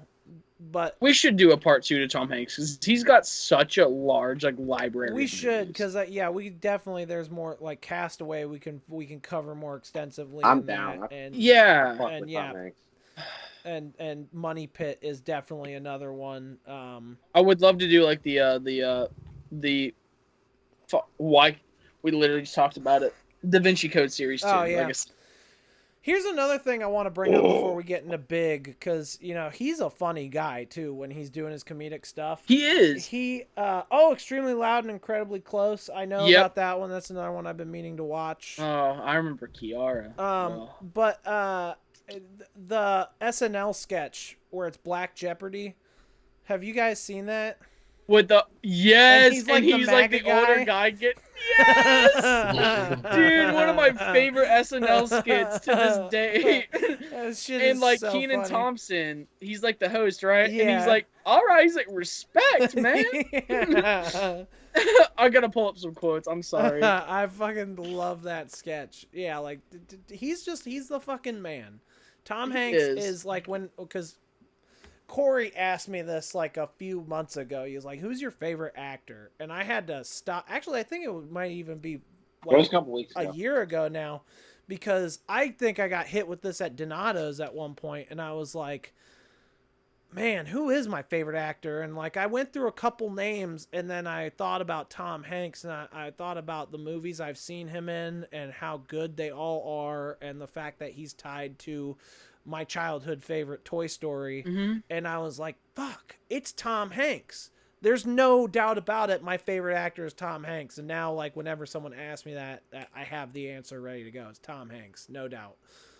I can confidently say I can't choose that yet because I haven't seen a lot of movies, and yeah, your scope's still really limited. and like but I said, I chose Kurt Russell because like he's been in the most movies I've seen Really? so like far. I said, that's not a Him and bad Adam choice. Sandler. He's Him and in Adam some Sandler, great fucking movies. I would love for you to watch a lot of Wyatt Russell's movies then. Overlord's probably my favorite with him in it right now. There's a new show out with him and Andrew Garfield on it. I think it's through Hulu. That looks amazing. But Wyatt Russell, his son, fucking amazing. Love him. I wasn't a huge Interesting. fan of Overlord. Surprisingly enough, I was not. I think I was expecting way more out of it, but it was like they didn't even get to the zombies until like the last 45. They're not half an hour, zombies! whatever they are. They're not zombies. And that's why I love the movies, because it's so... They just leave so much unsaid. And that... I gotta rewatch it. I think I was also kind of drunk when I watched it, but I remember thinking... I was too. I snuck liquor into the movie theater, but like it was fucking amazing. I bought it for my 19th birthday. Watched it with my friends like 3 times that night. I will give it a rewatch. I'm sorry. I like Wyatt Russell and what I've seen him in, but I do remember being underwhelmed by that movie, and I'll have to give it a rewatch. But Overlord was phenomenal. I was expecting to have like a blast watching it, and I for the most part was like, where are the zombies? If you didn't have a blast, then you were just... I don't know what you were doing. I might have been blackout drunk. I mean... Well, Devin, like... Okay. So, but yeah, I'll give it a rewatch. I mean, spooky season's coming up. Maybe that'll come up in one of our episodes. Yeah, Corey. Who is your favorite actor? Can I guess? You could guess. I don't even know if I know the answer. I would have to be like one where you gotta think about it for a minute. Well, that's what I was saying, because we were talking about that earlier. I'm like, I would have to go back through, look at like all of the movies I love, because immediately I want to say, oh, Bruce Campbell. But I feel like that's only partially because Evil Dead's like some of my favorite movies. But he's not been in a lot, like as a main character. I don't know who my favorite actor would be, but like list one off. I'll tell you if I love him or not, but I don't know who my favorite would be. Dude, that's hard to think. Brad Pitt. Right? Yeah, there's just so many people. No, I actually don't like Brad Pitt that much. Samuel L. Jackson. He's cool. Tom Cruise. Fuck Tom. What is that? What'd you say? Don't make me look at his middle tooth. The middle tooth. I think Tom Cruise Every time I watch one of his fucking movies, all I can stare at is that weird ass middle tooth. Well, get ready, dude, because it's happening at some point. No, I'm not doing it. I will fucking leave. I won't join for that stream. He's too interesting of a person, whether you love him or hate him. No. He has one of the most interesting backstories and like just careers. I don't give a shit. Like no, you can talk about the Scientology shit. You can talk about the fact this dude like goes up into space for stunts in his movies. Like the dude's been in some classic fucking shit, like fucking I don't care. Risky Business, Top Gun. Nah, don't give it. Rain Man. I love Rain Man, but that's only because of not him. Because of Dustin Hoffman. Dustin Hoffman, who's in like all the love Meet the Parents. Just watch that entire trilogy. Robert De Niro. What about Robert De Niro? I adore Robert De Niro. Goodfellas, fuck yeah. Casino, hell yeah. Taxi Driver. Yeah, I love Robert De Niro. Is he your favorite? No. Honestly, I would say probably one of my tops is going to be Ray Liotta. Ray Liotta? And it's not, I would say Ray Liotta and Joe Pesci. And it's not because I've seen them in a lot of stuff. Goodfellas is one of my top movies. It is. So I know I'm going to derail it. My first time watching that movie, I was like 18. I was in a deviant behavior class at Fairmont State in Marion County, West Virginia. Watched it for the first time there. Or I watched the first half. Didn't watch it again until I started working at Donata's after you left. And I adore that movie. I watched it for 4th of July this year. That was like my celebration My weird- because I don't celebrate the 4th. My weird like, thing ever is I anymore. watch that movie around Christmas every year. I don't ask me why, but It is one of my favorite movies. So the thing is, why can't I think of his name right now? It's Ray Liotta's main character. I can't think of his name. Henry Hill. So he had Henry Hill, the actual Henry Hill, has a star tattoo like right here on his arm. 100%, it's like one of my next tattoos. Ah. Not because it's gonna sound weird. It's not because I idolize Henry Hill. I just loved Ray Liotta in that movie, and it was fucking phenomenal. Where's the cocaine, Karen? What'd you do with the cocaine, Karen? She's like, I know you're in here. Like, open up. The bitch in B4 is a cheating whore. She's just like cowering on the couch. She's like, she's a fucking whore. And he's like, calm down, Karen. She's like, I'll blow your fucking brains out. Oh. He's like, it's for as long as I could remember. I always wanted to be a gangster. Yeah, well, so this is... We're going to do a Scorsese episode. Dude, The Departed is one of my favorite movies. Yeah, we're gonna. The Scorsese's gonna. I mean, Scorsese. You got The Departed. You got Wolf of Wall Street, Taxi Driver, Goodfellas. Fucking. Dude, I'm sorry. I know we're so derailed, but like, I just get excited. It's been so long since we've done one of these. I know it has been. But yeah, so we've these are coming up. We're gonna be talking about all these movies at some point, and I guess maybe you won't be part of the episode, but I do want to discuss Tom Cruise at some point, just because of. No, I will join in. I don't like Tom Cruise. I don't support any. I'll be the antagonist for that episode. I'm not a fan of his either. Like, at least personality wise, like who he is and what he does in his personal life, I'm not a fan of. But you can't deny the dude's been in some great fucking movies, and he's just an interesting person to talk about. You want to know something funny though? Take 2 seconds. I'm gonna give each of you one guess. Guess my favorite Tom Cruise movie. War of the Worlds. No. Nope. That's my favorite Tom Cruise movie. Nope. The thing is, I'm gonna get so much flack for it because it's a fucking hated movie. It's The Mummy. And you want me to tell you why? I'll tell you exactly why. Jake Johnson's in it. He was one of my favorite actors. I've still not seen that. I love the old Brendan Fraser mummies, but I have not seen the Tom Cruise one. No, those movies are far more superior. It's just I want Universal to finally get into their dark universe, and it was a cool concept that he was going to be like a monster Van Helsing. Yeah, and Jake Johnson was just that really good. movie killed any hopes of you getting that universe. So. Dude, the Dracula Untold, it would have been perfect. That movie was great. It led into a perfect story, but Tom Cruise being Tom Cruise with all of his fucking pull was like, why am I not the star, baby? Like, do you see this tooth in the middle? I'm a Scientologist. I'm going to be the star. He's like, look at me slide in on my tidy white. Yeah, it would be better if I was the star. Yeah. All right. I will say one of my things that creeps me out the most, though, is still Christian Bale talking about, like, his smile in American Psycho coming from Tom Hanks.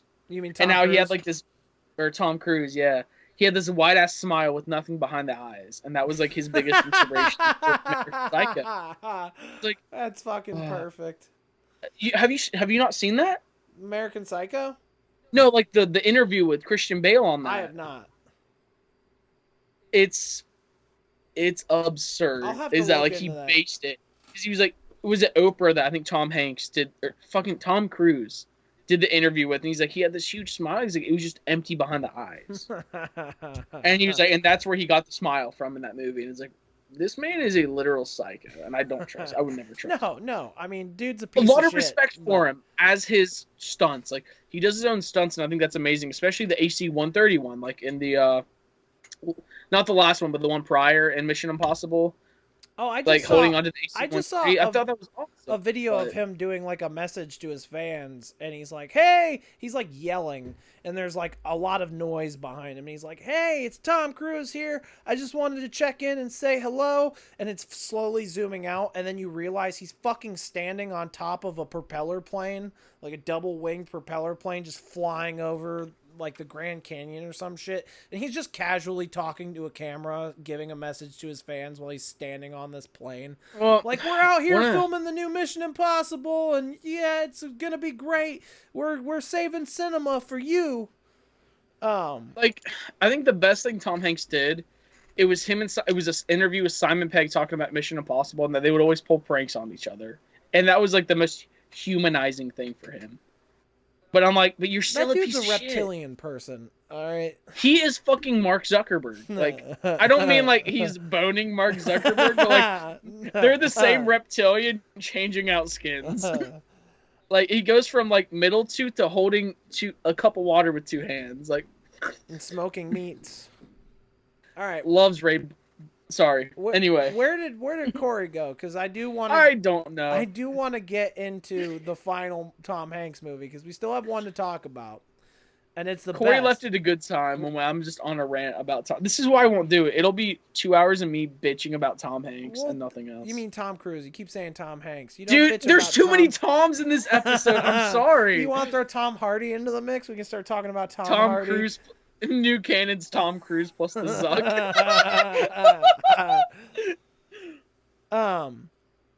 No, yeah, but I do because we saved the best for last. Yeah, my favorite one out of all. Well, And like I said, my favorite Tom Hanks movie. I actually wrote down some thoughts I had on the movie.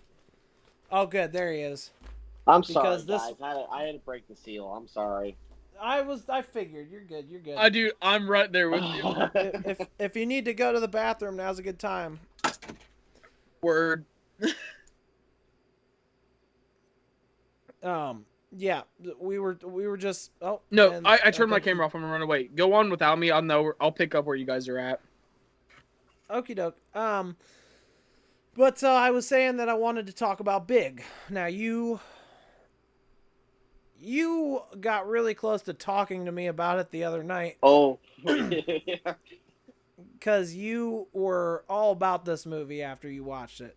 I was talking to Luke about it, and the person in the girl, like, he was, I guess his girlfriend or whatever, his wife. I forgot, but she You looked mean Elizabeth Perkins? she looked like a Millie Bobby Brown. I literally thought it was Millie Bobby Brown in that movie. But I was the like, movie no, that it's came not. out in '88. Yeah, it's just like it seems like it, but it wasn't. But that was the main point that I got from that movie. But The whole movie, all you took away was, Elizabeth no. Perkins looks like Millie Bobby Brown. no, I was a point I had to say. But I- I didn't yeah, feel like it- that was the only one that thought that. Not. It's funny you bring that up though because I do. This was the first time I've seen this movie. I don't know. This is my favorite Tom Hanks movie, and I saw this for the first time at a very young age, and I've grown up with this movie, watching it at periodic points in my life, and this is the first time where I watched it, and I was like, damn, Elizabeth Perkins kind of got it going on in this movie. Yeah, for sure. I was like, holy shit, she was a looker. I mean, she still looks great, but she's just older now. I mean, she's like Tom Hanks' age, How so old is she's Tom like Hanks? in her 50s Oh, 50 plus. okay. Tom Hanks, I feel like that is a great question. Jamie left, so let me fill Jamie. in that role for a minute. Tom Hanks is 66 years old. Woo-wee. He's probably got about 10 Elizabeth- good years left. Well, that's where. Whoa, what? This man will act until No, he dies. I'm telling you. Well, I'm saying like he'll die. Like American average death is 78. No. If COVID couldn't knock him out, I think he's got some time But left. he's also rich. It's like fucking Magic Johnson said, the cure to anything is money. He's also Yeah, rich. he will be around for a while. And then Elizabeth Perkins is 61 years old now. And I didn't realize, I was like, what else have I seen her in? And then I realized that she was Celia Hodes in Weeds, which is one of my favorite shows ever. But yeah, I was like, wow, she was looking good when this movie came out. But also just John Hurd is in this one.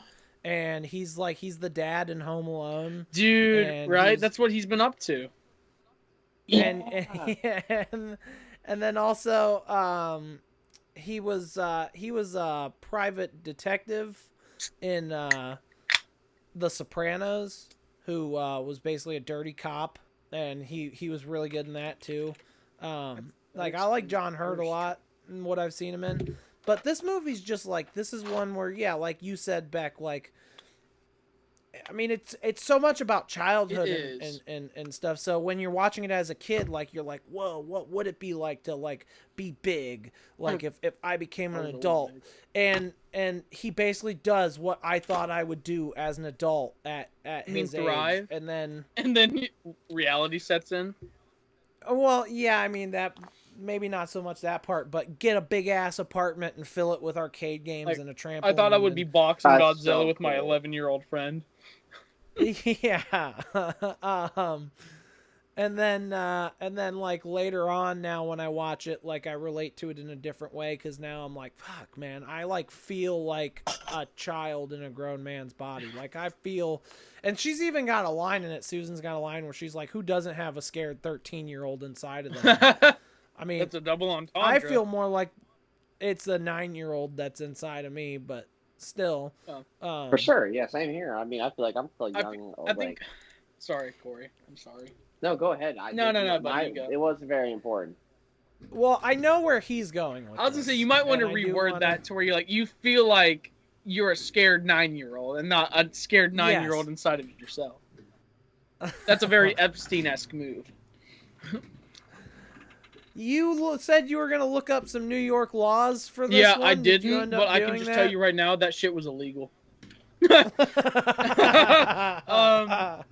have a lot of questions about that. I want to know how many times they slept together, because how many charges is she going to catch? I mean, nobody's going to know. Oh, you think he's not going to brag? They'll be walking up to the toys like, he's like, that one. That was, yeah.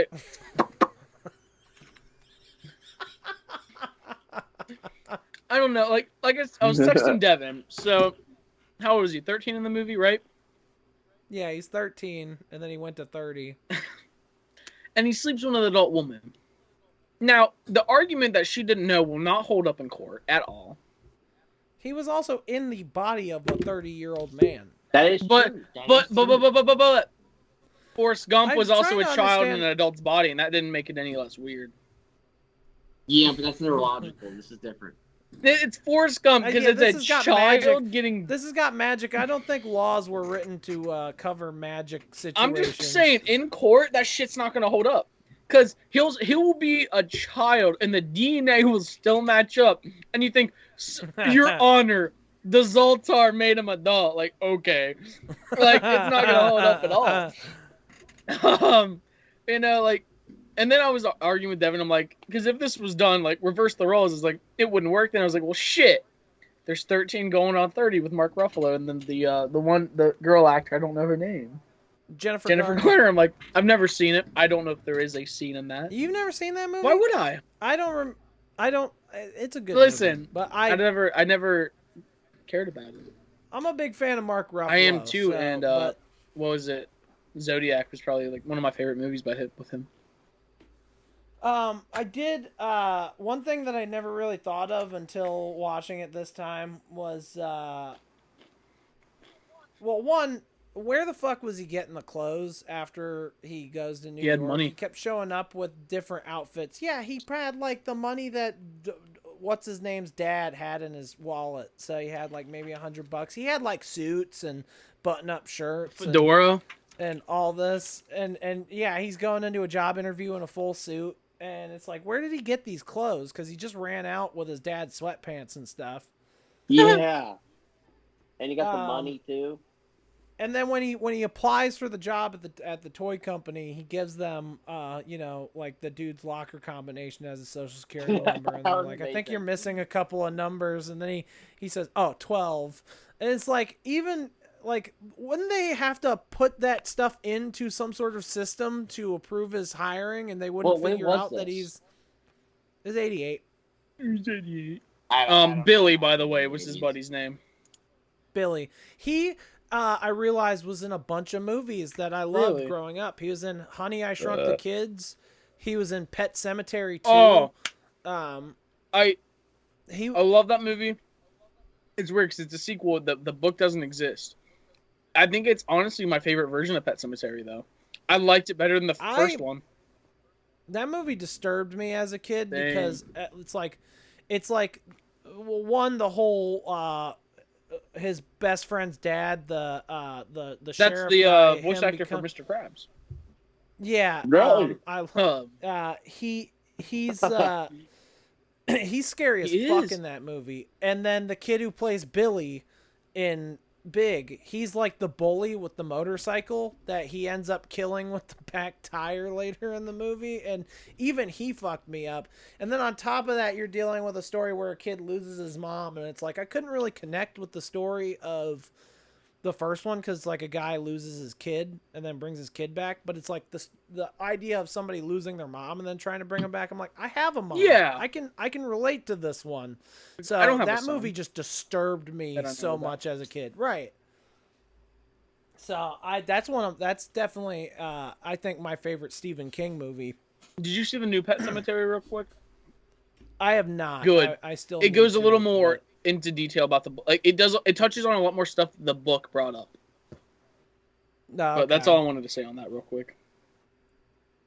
Another thing I realized is that phone call he makes to his mom, Creepy. and she's like, "Well, Weird. sing me, or tell me what I sang to him as a kid." And then he starts singing it, and then he's just like, "Oh, I gotta go," and then he hangs up, and you don't see what happens after that on her end of the line, but that's fucked up. Yeah. You don't think she's like having a mental breakdown on the other side, like freaking the fuck out, like. Dude, that's what I was thinking about the whole movie. I'm like, we don't see the mom side of this.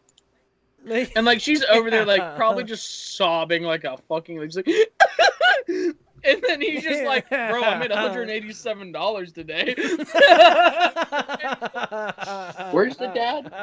The dad shows up like once and then he's gone. Yeah, he's only in the opening for like the carnival scene, and then he doesn't show, and then it's Well, just the mom. So Junk, the mom calls the police almost immediately because we see Billy sneaking out past the police. Like they never released a sketch of Tom Hanks because how do you describe Tom Hanks, right? Like, oh, he was a stud. She's like, he looked like Tom Yeah, Hanks. like and then but yeah, that's like the cops get called and then there was like he has a missing child thing on the milk, but like he walks back through the neighborhood and you don't think the mom would have noticed that? That part He's stuck got with me his, a like, little bit, trench right? coat. And he's looking at kids, like that's a little sus. Well, that was another thing I wrote down is when he's checking into that hotel at the beginning with Billy, and he's getting a 1-bedroom hotel room, and it's just him and an 11-year-old boy, and the hotel dude doesn't ask any questions. I was like, that seems Well, they asked if he was his son in suspicious. the beginning, like before they got Well, in there. Still, 1 bedroom. There's one bed in this tiny He's like, hotel room, and he says, "We would like a hotel room." yeah. One thing I love though, and like I think it's a really good theme of the movie is like how you're talking about like you feel like you're just a kid, and like still to this day, and he's lying there He's trying like to figure shit out. he's crying because like okay he's in his 30s or however old he's in this movie, but he's still 13. Like he never had the time to adjust to that, and he's like sitting on his chair when that guy's screaming, and then he climbs in the bed and he's like crying, and it just it's kind of hard. It's almost hard to watch.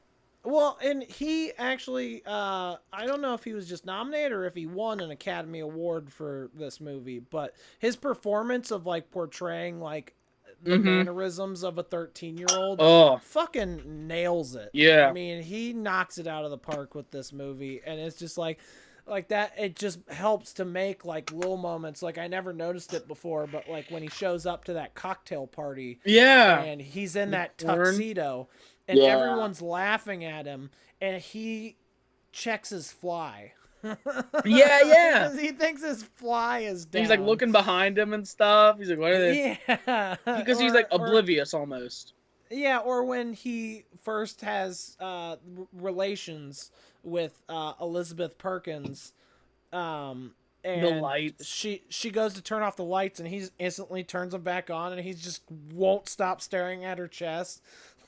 Dude, I love that scene was so funny. And then one of my favorites when they're playing is at pickleball, I think, or pickle. Oh yeah, and then And he's like- He's like, "You're cheating," and he's like, "Give me the goddamn ball!" And then he's like lying on his stomach, passing it back and forth. And she's like, "Well, he punched you because he's scared of me." And he's like, "Why would he punch me if he's scared of me? Like you don't understand that concept when you're a kid."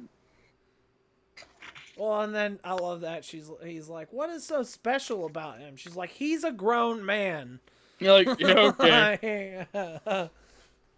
I mean, to be honest, he was killing it more than any grown man that I've met. I mean, fuck. I don't.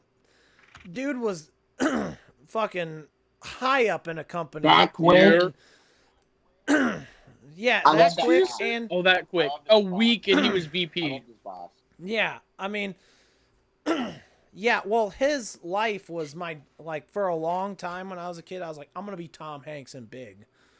Like, I was gonna have that big ass studio apartment in New York City and fill it with like trampolines and fucking arcade machines and vending machines. Yeah, right. And now we would be lucky to be Chandler and Joey from Friends. like really. I meant to look this up ahead of time. Let me just. How much would Josh's Oh, easily like at least 10 grand a month. apartment cost from Big? You see those like 70-foot square apartments that cost like in the thousands now. What are you eating, Corey? Bagel bites. Oh, hell that, yeah. That loft that wasn't a studio. Apparently that was an actual apartment. It is I don't know if this has anything to do with the fact it was used in the movie, but it just sold for $9.7 million. Checks out. Was I this would in say Brooklyn or even if it wasn't in the movie, it would still probably cost around that amount. I was gonna say, like, that's so fucking massive. I don't know if it was the accurate specs, but she's like 50-foot vaulted ceilings or whatever, and it's like, holy fucking shit! Like, a tiny apartment is expensive in New York City for something like that. For I what? mean, Jesus. I want to know how much it like cost him in the movie, because he was only at that company for like a week and then he bought that fucking apartment. And Well, he got moved up to VP, bro. yeah, but I mean, what did he get, a fucking multi-million-dollar signing bonus for being VP? VP of a giant ass like toy company. His salary was probably absurd. Also, just realizing this thought just came into my head. You think he's still got access to that bank account now that he's back to being 13? And he's just fucking balling out at middle school? The blank check from Disney. Would he know though how to use that account when he's 13? Well, I think he still has all his memories. That is true. Dude, who the fuck is Junk? Like, what? He's got what? I can't. I don't know. He's been with us the whole time, though. No, but I'm saying like he's pulling shit out. Like he just has all of this info. I'm like, yeah, I'm fucking with it. I love it 100%. Has Sam or Natalie jumped in? I haven't seen you. Well, Sam's at work. I haven't seen Natalie. I don't know what she's doing, but she's not living in a giant ass apartment in New York. So I live in UA, and it's expensive for how small my apartment is. Yeah, but that's not New York. You know how expensive New York is? Oh, he went to high school with you, Devin. I didn't know that. I went to high school at Green. No, not you, man. Not you. Junk. Junk went to high school with Devin? Who is that? Yeah, who is Junk? that? I don't know. Who? I'm sorry. I'm maybe I should know this. I don't know if I... Oh my God, it's Connor. What's going on, Connor? Holy shit. Oh my God. Bro. Why do I know that name? Oh my God, dude, what's going on? It has been a fucking minute. Holy shit. Tell me who this Connor guy is. He was one of my buddies in high school. I used to hang out with him all the time. That's fucking awesome. Well, I mean, among other things, but yeah, I mean, we were best buds. We hung out all the time. I mean, shit. I didn't realize that was him. What's going on, man? He didn't used to live around. No, never mind. Different. He's a completely different guy. Sorry. Holy shit! I'm kind of derailed now. Hold on, I gotta get my train of thought back. I was saying, holy shit, that's like a bomb to drop. That's great though, dude. That's awesome. So when's Connor gonna be on? Oh, that's a great question. I mean, it seems like he has the info. Like he's versed in the films. I could definitely. I'll have to message you after the show, or maybe tomorrow. I don't, depending on if I go to bed after this or not. But I will definitely be getting in contact with you outside of this very soon. Oh, you know what I think? I could be wrong. I was always really drunk when I was there, but I think I ran into him a couple times at Woodlands. You said what? Who? Connor. Oh, you think I was I think there? What? I think I ran into him. It was like right around the time of Endgame, and that was like I think the last time I talked to him. You know, this is nice. This is Devin, you gotta send me a picture. This is Hugh Jackman meeting his students in line when he was on the red carpet. This is fucking great. I'm happy. This is fun. Devin, send me a picture of him because I'm Before That's COVID. creepy. Yeah, I mean, I mean, that's why do you want a picture of him? Dude, he literally said his name on chat. Just get on Facebook. Well, it's just like I want to know because I feel like that's when me and Devin actually started hanging out. I don't think you ever met him. Yeah, you definitely weren't at Woodlands, but yeah, I just Let me see him. I don't want to get too off track here because we have been running for a good while. This is fun. 2 hours. But It's fun. I haven't spoken to you in like a month, Devin. I know. I mean, I could go for hours, but that's what she said. Really? No, That's too easy. That's too easy. The Green Mile. I did just think about the fact that like he did have like all the info to still access that bank account. Yeah. He could. Do you think how much interest that would have built up too if he doesn't touch it until he's a grown man again? And he looks like himself again. He's like, hi. Yeah, I mean that dude. He's set for. I mean, I'm sure he might have given the money to his mom, and then he's like, "Yeah, this is." They kidnapped me, but they gave me reverse all this ransom. Money. They literally paid her to take him back. That would have been what would happen He if should I have had gotten cashed out his kidnapped. bank account before he left. That's what I was, and that's what maybe he gave the money to Susan. I don't know. I just feel like that money is sitting there. Somebody's going to use it. It's really a Walter White moment. He's like, you don't understand what would happen if I didn't come into my job. He's like, a business as big as like whatever, belly up. Yeah, I mean that's the other thing. The last thing they see of him is him pitching this awesome idea for like a virtual comic book, and then he had to pay for it. And himself. then he pieced out. And they're just like, well, where did Josh go? Oh, he's a no call, no show. He's fired. He's fired. And now there's like pictures of him on milk cartons. Like, also, what the fuck was up with his secretary? Oh, Kitty from That 70s Show? Yeah, she was like so stressed out all the time. Yeah. Dude, like you were just getting him Pepsi and chips. Like, what's wrong? She's like, ugh. I mean, Eric Foreman. I guess like, the one thing was when he was like, "Can you record the football game and then edit out like all the talking and commercials and this and that?" Like that might get old if you keep getting those kinds of requests. But yeah, but she didn't have to do that. She made the call to get it done. Right. Yeah, I was like, why is she so stressed out this whole time? Like, just take a Xanax. Oh my god, I want to talk about that line actually. When they're going up to his apartment, and she was like, "Have you always lived by yourself?" And he's like, "Well, not always." And she's like, "Well, you know, like, it'll be like you'll get past that in like a day." And he's like, "Well, it's gonna be about 6 weeks." And she's like, "Well, pain." She's like, "Isn't that really what Xanax is for?" And I fucking choked when I heard that. He was like, "Wow," because I was so young when I first saw it, and I never would have picked up on that. Well, that was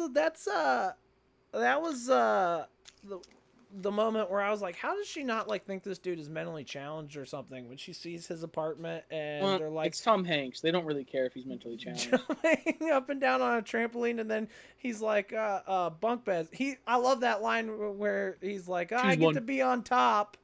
And she's like, Yeah. okay. And then it's actually bunk beds, and she's like, kind of like, what is happening? And then the second he actually gets on the top bunk, that's when I would have been like, all right, this dude is actually like, I think he's mentally challenged. Like, Dude, I love when he's like they're in that and then he gives meeting. her a glow in the dark ring. Compass ring so you Yeah. don't get lost. He's like, choose one. And like, oh my god, dude, it's so fuck. I love that. I love this movie so much.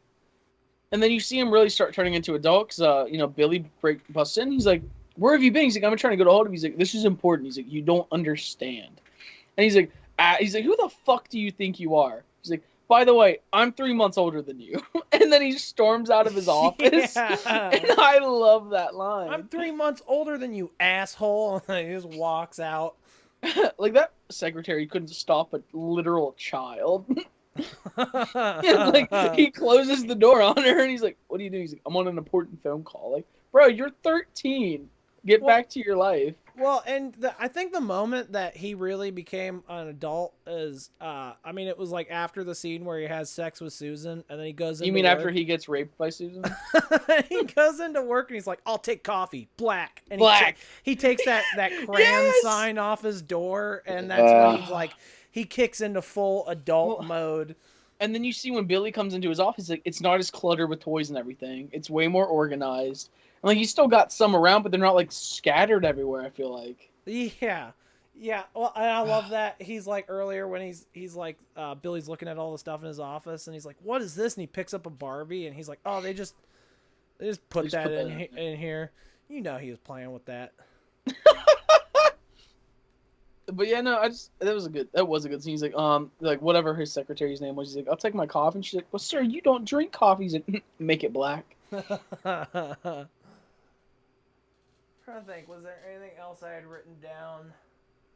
Oh, why'd you raise your hand, bro? We're not in class. What You the? raised it. I wasn't It was looking. really like I don't get it. Like what don't you get, Josh? I did write this down. I love this movie because it did remind me when I was a kid. Collecting sports cards. Devin, I had to say it. You know What was it? You know when they were about to carry the football out? cards. Yeah, and they got He's the like, got cards. it, need it, got it. Give me your Oh, gun. I love yeah. that. I love that. That just like reminds when you're like, I just felt like I wanted to just be a kid again. We talking Oh, about yeah, cards, bro? Oh, See, that's Pokemon cards. That's the beautiful thing of this movie, though. It does double as one. It works for everybody, but it works for like kids. You wonder about what it's like to be an adult, and so then you kind of get to see it play out in this movie. And then on the reverse side of that coin, like I said, like for adults, it's like being reminiscent of being a child for one, because it's very much like looking at childhood with rose-colored glasses to a degree, especially in the final act of the movie when he's like going around looking at like best friends playing baseball, stuff like that. And then also it appeals to the whole idea of, like everybody does have this child inside of them that is just trying to figure out what the hell it is to be an adult and what life is. This is my favorite Tom Hanks movie. Like by far, easily. It's so. I remember when I saw it, like, it just came on TV. My mom and I were hanging out in the house, and she said, "Oh, this is like a really great movie." And I just like turned it, like, kept it on, and fucking fell in love with it. I had the VHS when I was a kid. Look at you. I had 3 VHS tapes that I like cycled through like constantly, and it was Big, Spaceballs, and Army of Darkness. Oh, Army of Darkness. My bad. Those were the 3 VHS tapes I had that I would like cycle through constantly. Man, do you remember the rap? What? Do you remember the rap from Big between Josh and Billy? But dude, Oh. You know it by heart. No, I know something about Triscuit, a biscuit. Okay. Something about vanilla ice cream on top. Suck him in the stomach 3 times. I love that scene though when they're looking through the paper for jobs and he's like, "Are you gonna eat your cherry?" And then he puts it in his mouth. He's like, "Ah." He's like, "It's gross. That's gross. Stop." Check, please. I like how Billy's the adult in this movie.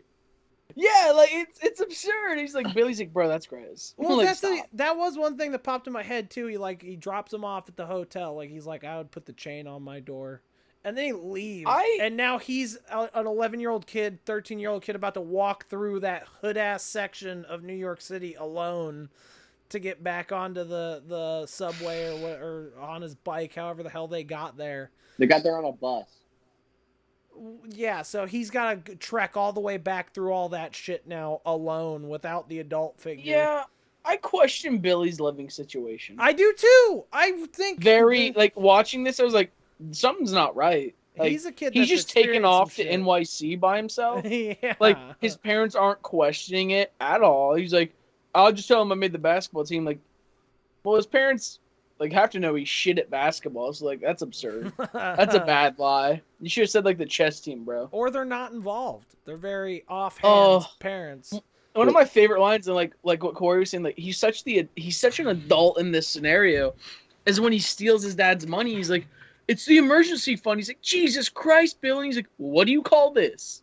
And I'm like, it's such a real moment. He's like, "What would you call this?" Like, it is an emergency. Well, He's so real. Like, he understands what's happening, which is weird. He's the first one to understand. He's like, "Well, shit, this 30-year-old man was my 13-year-old best friend a day ago." I would call it the Zoltar incident, but emergency works too. The best part is when you said that rap. You remember when they were playing basketball and In the gym. Yeah, and then he gets trapped in that little place, like the little storage area. Oh, And he dude. thinks he's about to get attacked by a strange grown man. When he's pulling on the doors, that's such a genuine fear. Like, they had filmed him and not told him that a grown man was about to sneak up on him. Oh. And they start rapping that song, and it was amazing. Shimmy, shimmy, cocoa butt, shimmy, shimmy, raw. Like, oh. He's like, Josh? See, for a long time, I thought that was like the lyrics to an actual song, and it wasn't. I mean, until, it is a real song now. Is it? I mean, now. I was gonna say, I think it was like something that they made up as their like secret handshake type thing, and it didn't register with me for the longest time. I thought that was just like the lyrics to a song they liked. No, like, it was absolutely made up, but now that it was in a movie, like, it's genuine. I'm gonna have to memorize it. Yeah, you are. Otherwise, and then I'm gonna get it tattooed across the entirety of my back. You should get it down your neck in Japanese. Like Will Ferrell's like, make reasonable decisions. Well, okay, so this is a little this is a lot off topic, but you know Riley Reid, the porn star? Yeah, I know, the shit down her spine. Yeah. The shit down her spine is like Japanese for if life gives you pork lemons. fried rice. Oh. It was like sweet and sour pork. No, it's like for if life gives you lemons, and it's just like Get your ass blown out.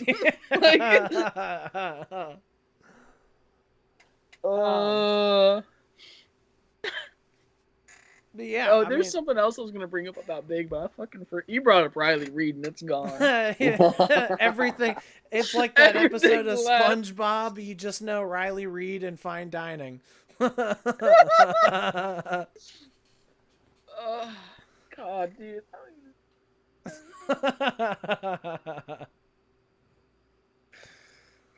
But yeah. So, I mean, I think that just about covers all the movies, unless there was something. I know you said you're trying to remember what you were thinking of. I'll give you a minute. Corey, has this conversation helped you to appreciate Tom Hanks any more than you already did? Or, I mean, or Riley Reid.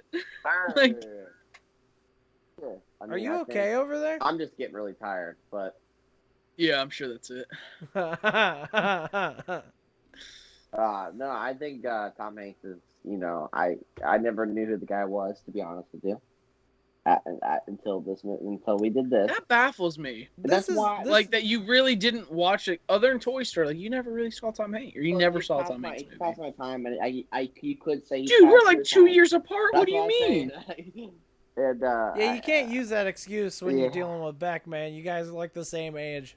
Like I'm 23 and you're 21. We're only 2 years apart. Corey, go with it. Like yeah. Adam Sandler, just go with it. What a horrible movie. First off, Jennifer Aniston. That's why I like doing this, because like I get to learn about these actors, and it's. I was gonna say, I mean, this whole episode, to be completely honest, was just an excuse to get you to watch Forrest Gump. It's like when I used Lord of the Rings to make Devin watch fucking Lord of the Rings. Yeah. I mean, it was you and Sam had the joint effort of pushing the Lord of the Rings episode, and Yeah. I have to thank both of you guys for that, because, like I said, Yeah, you're I welcome. actually really enjoyed those movies going back. You finally admit that when Sam's not on here, that you're like, I really enjoyed it. Well, I mean, it was just, like I said, I still think about the ending to Return of the King like pretty frequently now. So Good movie. I mean, phenomenal. Oh, first off, Connor. yes, Yeah, extended. I only versions. watched the extended versions. That's what I watched before the movie in preparation. Yeah, I sat through all 3 extended editions. Being somebody who, up until rewatching these, was a staunch hater of Lord of the Rings too, It's fucking stupid. and then I sat down and watched them. And while I still think that parts of those probably could have been cut out, and that's why there's Wrong. regular versions of it, I did appreciate them. Man, when you're trying to squeeze these into a certain time frame before But you you're not get trying on to one of squeeze 'em. these- You're not trying to squeeze them. You watch them. Tim Robinson, wrong. Donald Trump, wrong. Wrong. China. Oh fuck! I almost China. forgot. China.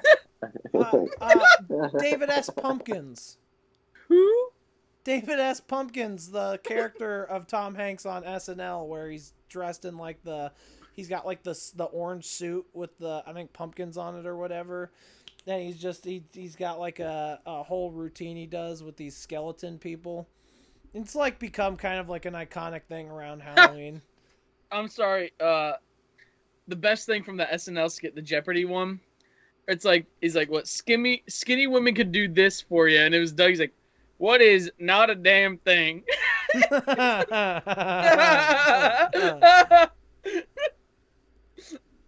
Like, yeah, Doug, that's right. But I think this, unless either of you guys had anything else to add, I think this might be a good place to end the conversation, especially completely lost. since it looks like Corey is slipping out of consciousness over there. I don't want to end the stream because I'm tired. I can push through it. I know you can, but you just look like you're struggling over What there. a champ! He can we- push through the stream like a Mustang can push through a crowd. Hell yeah. We have been going for 2.5 hours. That's chump shit. I mean, I agree. I mean, we have gone 3.5 for Lord of the Rings and stuff like that. I think Evil Dead was a 3-hour one. But... Yeah, because you and I just did not shut up about that. I will say, a few weeks ago, I went home. We watched Prey, AVP. I still have not seen Prey. Alien Covenant, and then I made my buddy watch the new Evil Dead movie. And one of the funniest moments, right? Fuck, what was it? I think it's near the end after everything happens, and she's like turning and looking at the cabin. This is like their house, by the way. There's like, I mean, it's not an apartment; it's like a house that they're renting out. So we're like loud as shit, and we're kind of drunk. And my buddy, top of his lungs, like all of his roommates, just fucking hear the splash of the ash. He's just like, "Damn, bitch, leave!" And we were like, I lost it because it's been like 3 weeks now, and we're just playing like Destiny or something. We're screaming that at each other. But he's like very much like, you watch a horror movie, and he's like, "Why the fuck are you doing this? Like, stop." But. So, speaking of which, did we want to try and fit one more in before we start the horror stuff, or did we want to jump right into that with I'm the always. next episode? I mean, I'm down. if we do the horror, we're gonna have a way bigger hiatus. Yeah. Because I mean, we've got 12 days, so it's gonna be a little over 2 weeks. But I mean, if we want to talk to Sam beforehand and play it off of that, see what his schedule's I was gonna gonna be say like. I don't know what Sam's schedule is looking like going forward. I know he's working so much right now. He requested off because we're going to see Gorillas in Detroit on the 5th of October. You couldn't and go to Horror Hound. he took that whole. I mean, I could have, but I would have been broke AF. And then also, Me too, baby. And then also, Bruce Campbell wasn't there, so I felt like there wasn't a whole lot of point. But we're going to see Gorillas October 5th. We're going to Kings Island the 9th, and I think he took off like that whole week. But I don't know. He might have that weekend off. I don't know. I gotta talk to him and figure that out. That's a very much a Sam answer. Corey, I don't know. Are you interested in joining us for the horror stuff, or are you checking out for that? Because you did not sound enthused about it. Do you not like horror, Corey? It's not necessarily like horror. I haven't tried it out in a minute. Let's put you onto some new shit. That's what I'm saying. I probably should try it. This will be your best opportunity because when you feel like you have to do it, then you will. And then on top of that, you get to talk to people about it afterwards. And yeah, it enhances your appreciation. And we can tell you why you're wrong. Yeah, if you don't like it. Unless we pick a movie because of the fact that you can hate it so much. Imagine that. I wouldn't even know what horror movie to pick. Ooh, we could. I feel like we could throw some suggestions and have him choose off of the name alone. Yeah. Or you, Sam, and I could all come to an agreement on one because we're like we should all watch this, and then you would just be going into it blind completely on all of them. That's what I was thinking. Hellraiser would be amazing, especially with the new one coming out. I didn't even know there was a new one coming out. HBO's making a new one, yeah, and it's kind of cool because the person who's going to be playing Pinhead is trans. Huh. I think it's. I want to see male to female. I think Pinhead's going to be female. They're trains? They're trans. Oh. I'm pretty sure Pinhead's going to be female, but it's male to female trans actor, or it's vice versa. But yeah, I just watched Hellraiser for the first time like a couple years ago, and I loved it. I still haven't seen any of the sequels though. So I'm pissed. I bought a Hellraiser collection at Walmart when I was living in Somersville. It had every single one of them except for the first one. Except for the first two. The best ones, and you're not going to include that? That's odd. I didn't realize until I got home. I'm like, well, fuck this. You know what was another one that I just watched within the last couple of years that I was like, I became obsessed with after I watched it was the original Texas Chainsaw Massacre. Well, I know. Fucking opening thing comes up and it's like that dude's creepy ass voice explaining like the backstory of like the events that you're about to watch unfold. I was just like, oh, that's a fucking awesome way to open a movie. If we do horror, at one point, I want to touch on American Werewolf in London. Oh, dude, for sure. Like, I fucking love that movie. One of my favorite movies. We can do a whole werewolf episode. Well, that's all. I want to do that and The Howling. Those like two. And then there's one that's kind of, I want to say it was early 90s. And, oh shit, I just hit the lever on my chair. Sorry. But it was called Bad Moon. Love that movie. I found it on Shudder. It might still be on there. The biggest beef I had with it is that they use practical for a lot of it, right? For like the werewolf. But then there's a morphing scene that they use CG. But it's that early 90s CG. And it's so it's like bad. a video game cutscene. Exactly. Oh, no, dude. Video game cutscenes were good. But it's just, they use practical for most of it. And that's what I loved it. And then they use that one CG. But that one scene was CG. It's bad, but the whole movie's actually really good. I love it because we're doing werewolf movies. I'm definitely either doing The Wolf of Snow Hollow or Werewolf Within. Ooh, I do want to watch The Werewolf Within. I want to ask real quick. I'm sorry. Did you guys see the Wolf? I want to say it's around 2010, but The Wolfman with Anthony Hopkins. No, I really enjoyed that movie. I'm not like a huge werewolf guy. Those are my favorite monsters. So like I watch werewolf movies every. I'm willing to jump into an episode and expand my horizons on that. I also at some point want to find an episode that we can talk about what we do in the shadows. I was gonna say we should do vampires and I've been watching the show and it's Dude, the show is so fucking amazing. Oh my god, Guillermo! Oh my god! And Now, then, my like favorite. the cameos that we see, even from like Taika Waititi, and then Yeah. the guy who played Vlad. I'll let you Oh. know. I've been watching What We Do in the Shadows on my lunch breaks at school. Matt Berry as Laszlo. He's my favorite. Laszlo is the best character in that show, dude. Oh my god, I love when they're the energy vampire. I can't think of that guy's name, but he played. He's In the in so office a much little shit. bit. Yeah. He's the perfect character or the actor for that. The And like when he starts getting his powers and he just like throws that girl against the wall and he Oh, makes man. the company go bankrupt. The face he makes when he's draining people is so perfect. He's amazing. I love that. He's like, us energy vampires, we just like, I don't know where we came from. Yeah, I definitely want to talk about at least the movie. I don't know, maybe we can talk about the show too as part of it. But yeah, I love. I'm actually in the middle of doing reactions to that for my YouTube. Imagine. I'm sorry. I've fallen kind of behind on that. I gotta upload a reaction to Severance tomorrow, actually, but I'm trying to get back on a regular schedule. But yeah, we'll talk about this more. I don't want to dilly dally on this too much on stream, but Yeah, sorry. we'll definitely be getting into horror stuff soon, with the potential for one more non-horror episode before that. We'll probably I don't discuss even it know more what we would off make stream. it. Well, I still want to do DreamWorks, but we might Yeah. have to postpone that one. Well, let's see what Sam has to say. If we can fit it in, I would think DreamWorks would be a good last one to do. Yeah. But I got a few other ones. How to Train Your Dragon. Oh. But I guess we will end it here. Connor, thank you for sticking around. I don't know if you're still here, but thanks for sticking around for the majority of this stream. That was what was up. Like I said, I'll have to message you on something. I'll get a hold of you and see what's up. Maybe we can get you on one of these. Because I forgot I saw that you had started streaming recently as well. I don't know if you just started, but I saw you were streaming recently. So yeah, I'll get with you on that. And then I guess until the next one, I'm Devin. Corey. I'm Corey. I'm Becky Wecky. Don't. Gross. Oh, sorry. I'm Beckham Weckham.